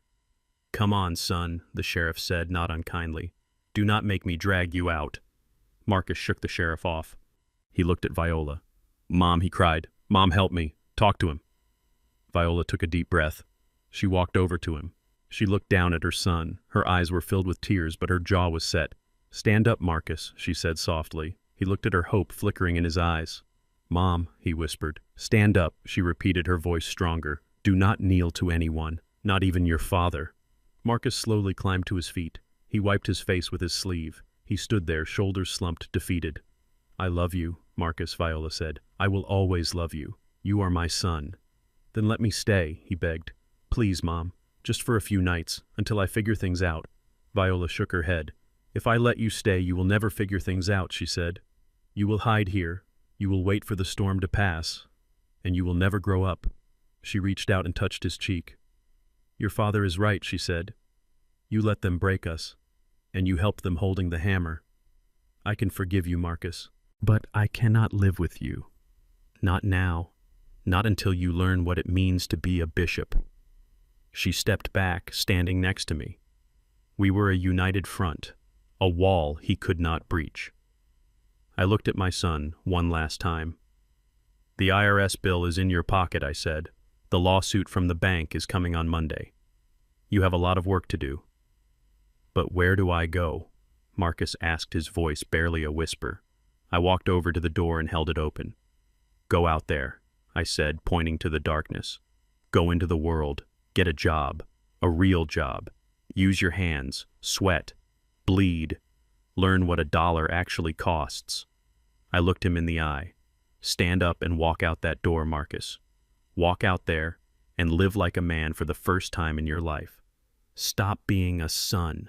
Stop being a husband, just be a man." Marcus stared at me for a long moment. He saw that there was no mercy coming. He saw that the bank of Daddy was closed forever. He took a deep breath. He straightened his jacket. He tried to fix his tie, but his hands were shaking too much, so he ripped it off and threw it on the floor. He nodded once, a jerky, painful nod. "Goodbye, Dad," he said. "Goodbye, Mom." He turned and walked toward the door. He passed the sheriff. He walked out onto the porch. He walked down the steps past the spot where the excavator had cracked the earth. I watched him go. He walked down the long driveway, his tuxedo shoes crunching on the gravel. He did not look back. He walked past the gate and turned onto the main road, disappearing into the night. Sheriff Miller walked over to the door.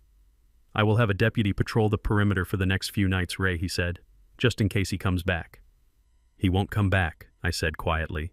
"Not tonight. He has too much pride left. When that runs out, maybe, but not tonight." The sheriff nodded. He tipped his hat to Viola. "Good night, folks. I am sorry it had to end this way. It didn't end."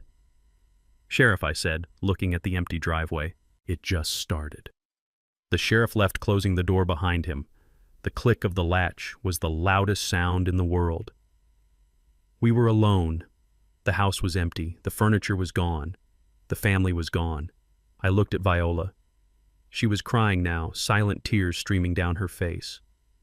"We lost him, Ray," she whispered. "We lost our boy." I wrapped my arms around her. I pulled her close, feeling her trembling against me. "We did not lose him, Viola," I said, resting my chin on her head. "We set him free. He was drowning in that life. He was drowning in the easy money and the lies. We just kicked him to the surface." "But will he swim?" she asked. "I don't know." I admitted, "I honestly don't know. But he is a bishop, and bishops do not sink." I looked around the ballroom. The stage lights were still on, illuminating the dust motes dancing in the air. "This house feels so big," I said. "It feels empty," Viola said. "We will fill it," I said. "With what?" she asked. "With the truth," I said. "And with children." I took her hand. "Come on," I said. "Let's go downstairs. I think there is still a bottle of wine that Harold didn't find." We walked through the silent house. We walked past the ghosts of the party. We walked past the echoes of the betrayal. We went down to the basement, our bunker, our command center. I poured 2 glasses of cheap red wine. We sat on the pull-out sofa. "To the future," I said, raising my glass. "To the future," Viola whispered, clinking her glass against mine. We drank. Outside, the wind howled through the trees. It was a cold wind, but inside, we were warm. We had survived the fire, and from the ashes, we would build something new, something that no one could ever take away. I closed my eyes and listened to the silence. It was the most beautiful sound I had ever heard. 3 months have passed since the night the lights went out in the ballroom. 3 months since the sirens faded and the screaming stopped. I am sitting on the back porch of the house I built, watching the sun rise over the Georgia pines. The air is crisp and cool. The excavators are gone. The scars in the earth where they tried to dig that pool have been filled in. I replanted the grass myself. It is green again. It is whole again, just like us. Viola is sitting next to me in the rocking chair. She is knitting a blanket. She is humming a song I have not heard her sing in years. It is a gospel song about a storm passing over. She looks younger. The lines of worry that had etched themselves into her forehead are smoothing out.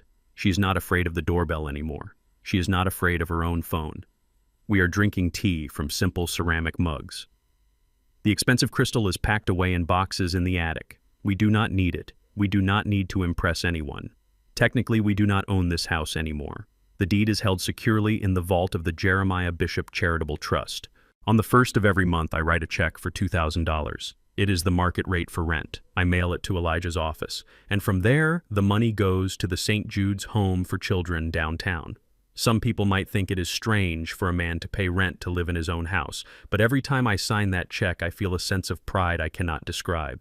That money is not going to a bank. It is not going to a greedy developer. It is buying school books. It is buying warm coats for orphans. It is turning the greed of my family into hope for someone else's family. Elijah came by yesterday with the final report on the legal fallout. He calls it the cleanup. I call it the reckoning. Harold Preston is currently residing in the county jail awaiting trial. The list of charges is longer than my arm. Bank fraud, wire fraud, environmental negligence, conspiracy. Mr. Sterling the banker testified against him to save his own skin.